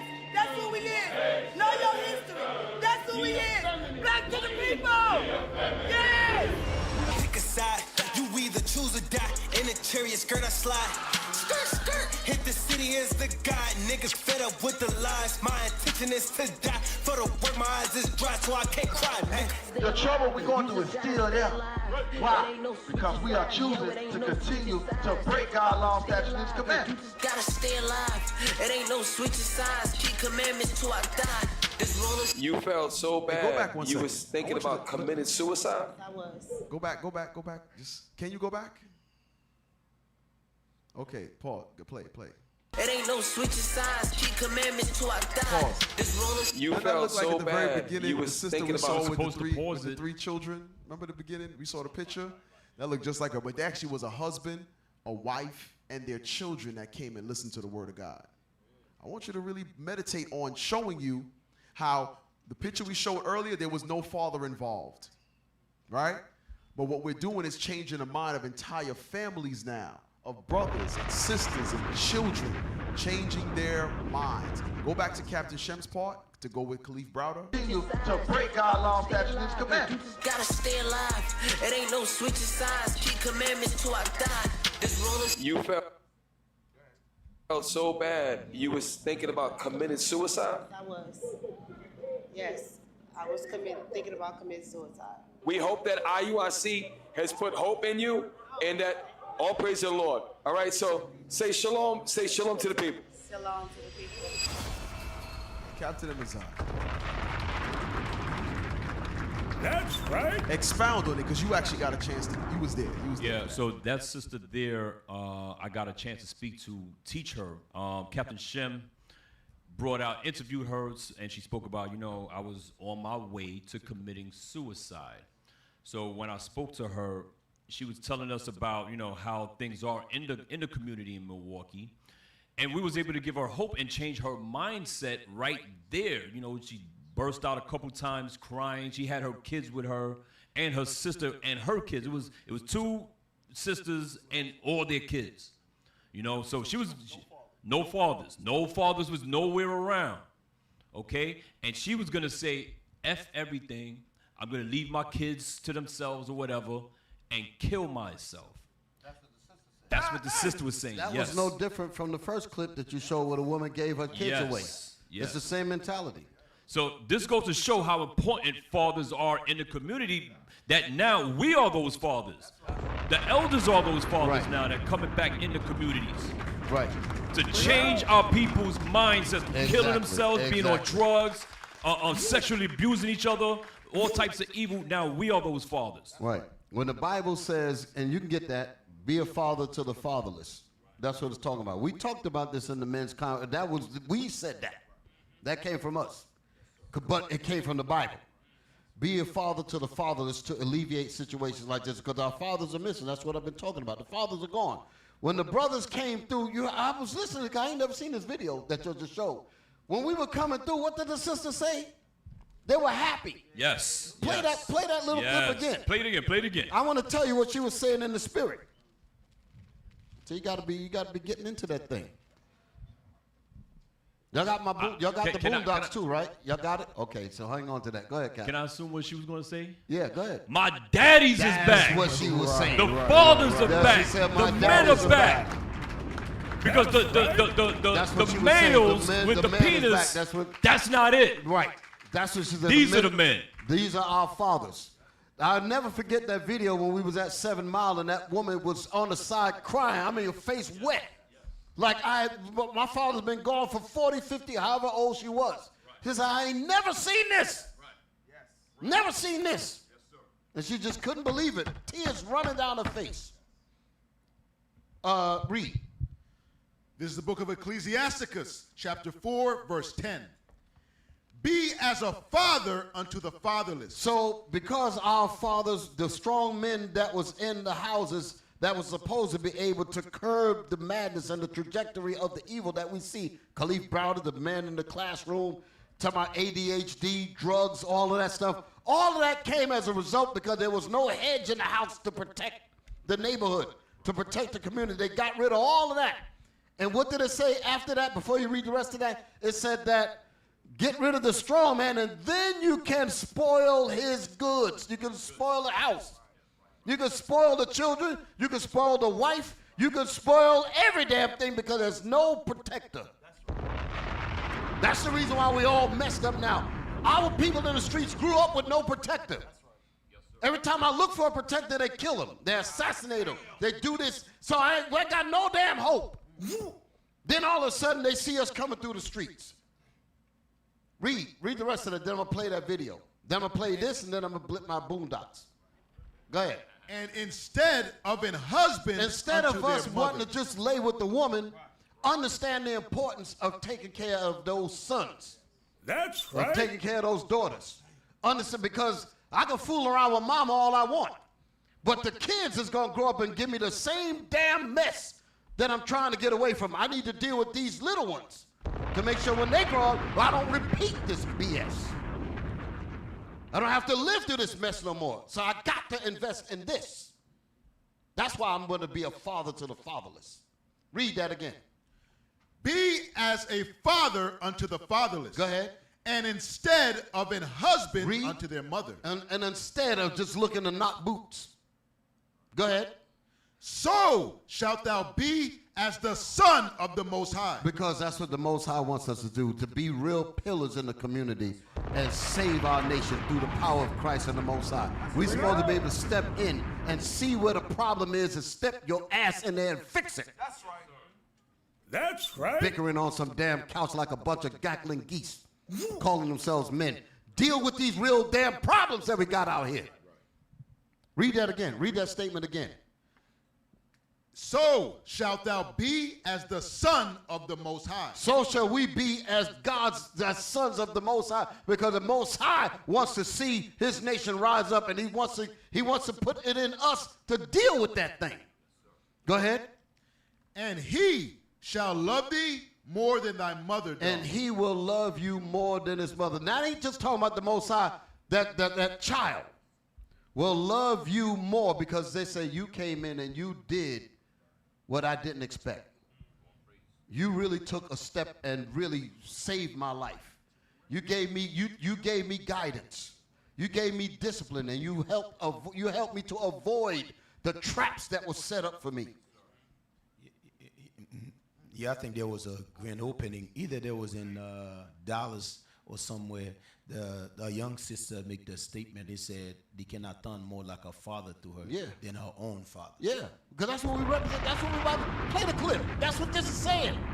That's why I went through all of that. Read, play this thing here with the brother on the screen. Come on. I want to see if that's the part that we want. Hit. Look. Welcome to the 414, man. Welcome to Milwaukee, man.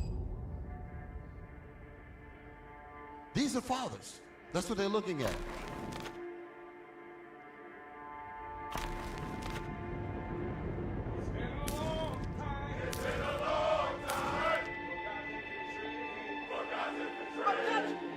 Y'all walk up and down this street. We Israelites. That's who we is. Know your history. That's who we is. Black to the people. That is a sister hold it. This sister right here, she's seeing fathers for the first time. Could you imagine what that's like? You're in the ghetto, you're in a situation, everything they show you on TV ain't worth for SH. Nobody's coming Nobody's coming for you. Nobody cares at all. Then all of a sudden, you see all of these. You say, where were these men at?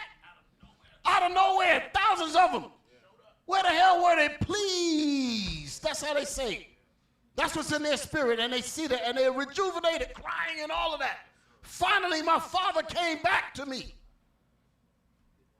That's what they're saying. That's what her spirit is saying.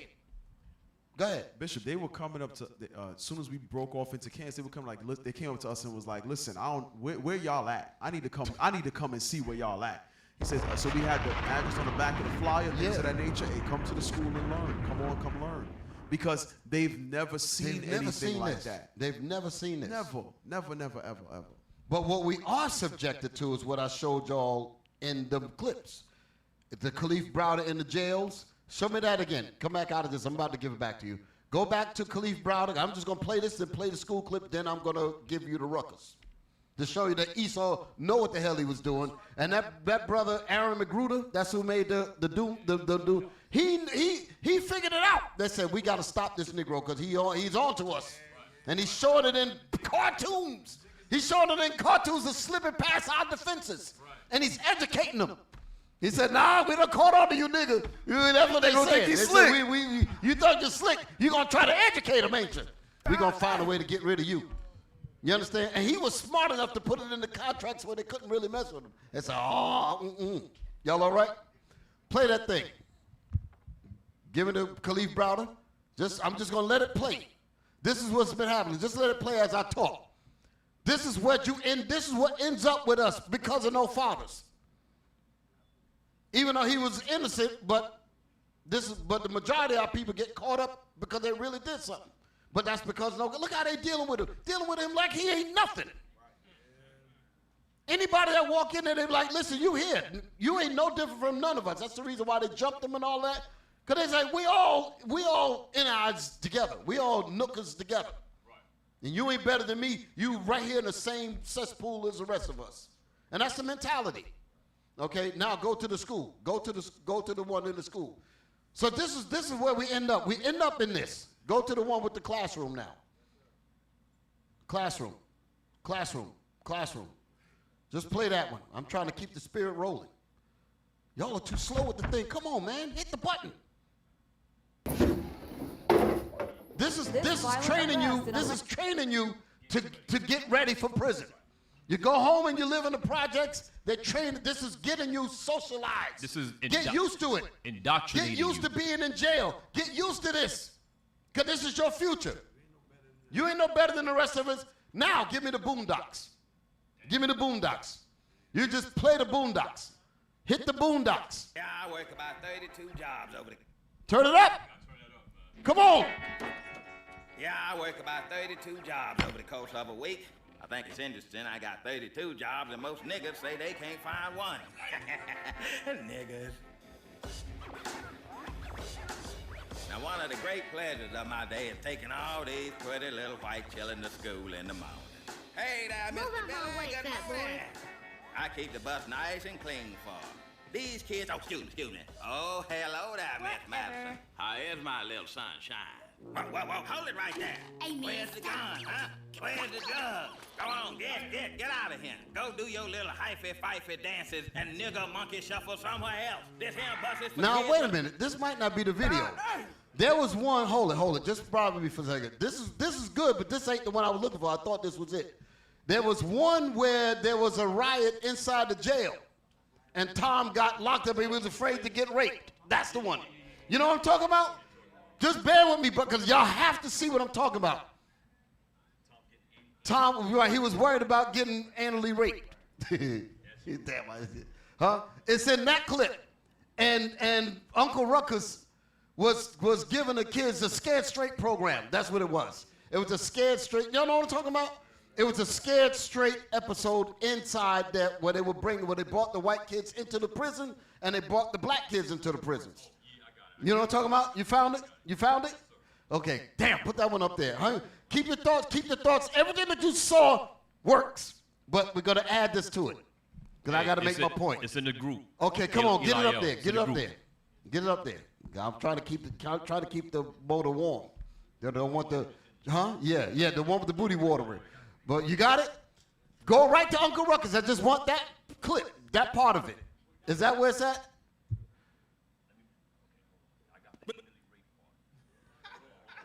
How long was it? It was an episode. It was. This is a 3-minute clip. Did they show him at the? Who got it? Send it to him. You got it? Get it to them. I need to while the thing is rolling. I'm trying to keep the thing going, man. Because, the attention span will go down. But see, y'all wouldn't know nothing about that. Yeah. That's it. That's the video. Now, hold. It was before this. It was before when they went. It was before. This is the episode, though. When he took them in, when Uncle Ruckus was the bus driver bringing them in there.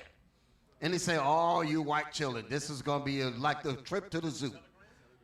He said, like a trip to the zoo, but for you Negroes. He said, but for you Negroes, this is a trip to the future. That's the point that I want y'all to see. Can we find it? Bear with me, brothers and sisters. I have to show these clips. Try it now. I got to show these clips. It says prison school trip with Uncle Ruckus. That's it. That's the one. Hey, you all right. That's it. We got it? You got it?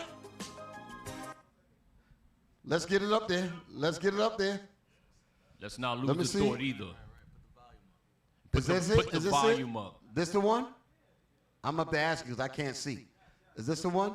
Hit well, it's just going to be like a trip to That's the it right there. Hold on. Back it up. That's it right there. Now let me bring everybody's mind to what I'm bringing up. Now that we got the clip that we wanted. Sisters, y'all with me? Everything that we drop falls in. The Khalif Browder, the brother in the school getting flipped up at the desk, everything goes in sync, even including the last clip with Ruckus being a bus driver, and he stopped the black people. But here's the complete deal. This is what I wanted. And the reason why I'm saying this is because the writer that put this together, he understood the trajectory of our people being shown all of this prison stuff, being treated like a criminal in the school, handcuffs and all that, handcuffing a damn child. To put it in his mind, get used to this. Get used to this. Get used to bars on the windows. Get used to these daggone stale-looking hallways and all that. All that. Getting used to that. You walking inside of school, your mind ain't think about learning or becoming a doctor or whatever. With that, you say, man, these people showing me how to be in prison. It's to shape your mind. And that's what Ruckus is going to bring up. Get used to it, because this is where you're going. Hit me now. All right. My name is Uncle Ruckus. That's it. Corrections officer.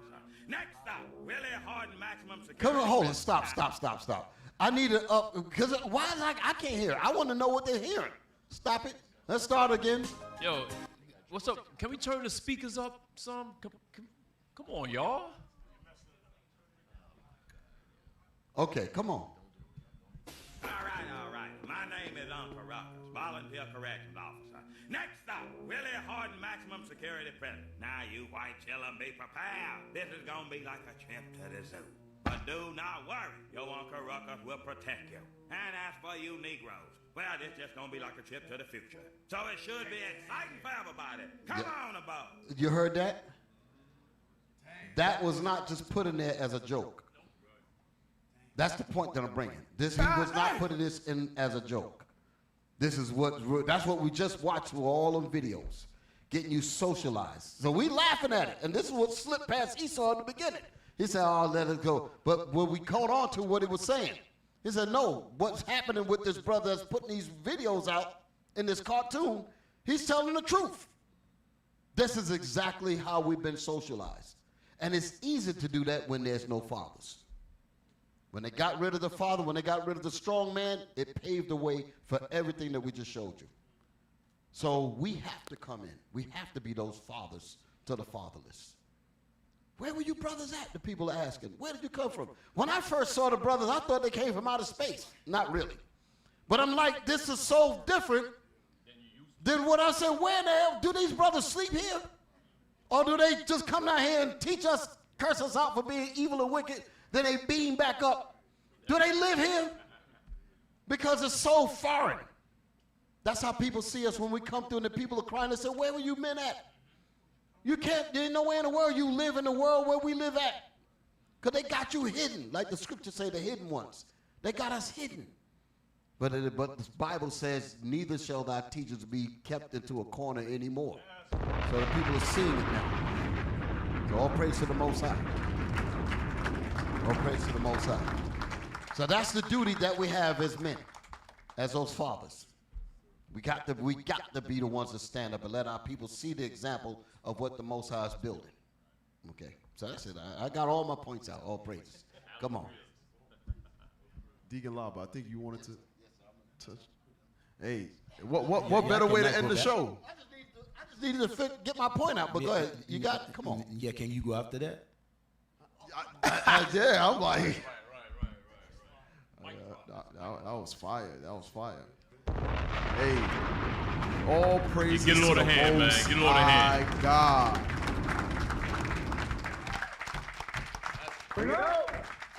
Hey, we definitely want to give a shout out to Bishop Nathaniel for that fire class yesterday. To all the mighty prophets that brought out those classes yesterday, Deacon Abiel, Captain Gedaliah, and Deacon Ithan at 12. Yes. All praises for these mighty classes that we all need to meditate on day and night to get our spirits right. Now, I know we usually have a full rundown of what to say after we close our PSR. I don't have it right now. They didn't send it to me. It's all right. Where? No, that's what I say. But, you know, as far as what Carmela normally says. Shout out to Officer Carmela as well. Give him a round of applause. And shout out to the mighty Deacon Malachi. That's right. Yeah, it's going down today. Y'all Shout know out what D. it is. We know what it is. All praises. All praises. But we want to thank you all you brothers, all you sisters, for tuning in to another episode of Patient Saints Radio. We'd like to thank all the brothers and all the brothers behind the scenes, Officer Lil, Raphael, Enoch, Benaiah, Soldiers, Kahan, Yosef, Uziel, Jeremiel, Aliyah, and Matthias. Thank you for behind the scenes. Tech team, but it was good. All praise to the Most High. Y'all was in the spirit. All praise. The kitchen team, shout out to kitchen team. Shout out to, listen, to the kitchen team. Yes, I'm gonna say it that way. Yep. Hey, as far as food, the great work, hands down. You know, the kitchen team, the hospitality team, all the teams here at headquarters, all praise to the Most High. Yes. Beautiful spirits. I always love coming home. Yes, sir. Coming back to my roots. New York, we here. That's right. Come back to my roots. That's right. Being around the circle. So all praise to the Most High. Hey, yesterday, the sister gave the presentation of the food and how the kale was massaged and seasoned. Listen. The way she made it sound was like, you have to eat it. It was beautiful, man. They gave a couple options for Sabbath lunch. Yeah. Sis said, would you like a kale salad? He said, okay, what's in? He said, well, the kale is massaged and there was love in the kale, Cat. I'm glad. There was love in the kale, what the hell Cat. you get massaged?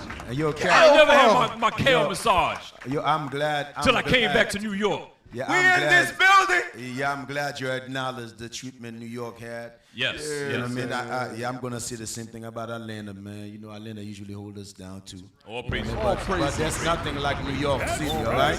I'm glad you acknowledged that, Cap. There's nothing like New York City. It's nothing like New York. Feel me? So we say that. now you got Superfly. Oh, man. Put that on the screen, knuckle. man. Y'all funny, man. Put that on the screen. Huh? Superfly snooker. Yeah, put it on the screen. The knuckle. The knuckle. Superfly snooker. Jimmy Superfly Snooker. See that? Listen, That ain't the rock pop. You see that? New York very creative. Right. I want you to understand More that, praises, Cap. I'm glad you came back here to get some lesson that you can take it to Atlanta. Yes. So if anybody calls you Superfly Snooker, you know he calling you a nooker. Okay. All praises. All praise to the Most High. Lord's will, we'll see you next week for another episode of Patient Saints Radio. We want to thank Bishop Yawasop. We want to thank Deacon Laba. We want to thank Captain Gideon, Captain Severus, Captain Jan, being on the show with us. All praise to the Most High God. Keep us all in your prayers as we keep the nation in ours. And thank y'all for coming out also. Thank y'all for coming out. Shout out to the studio audience. We're in the building. New York in the building. New York in the building.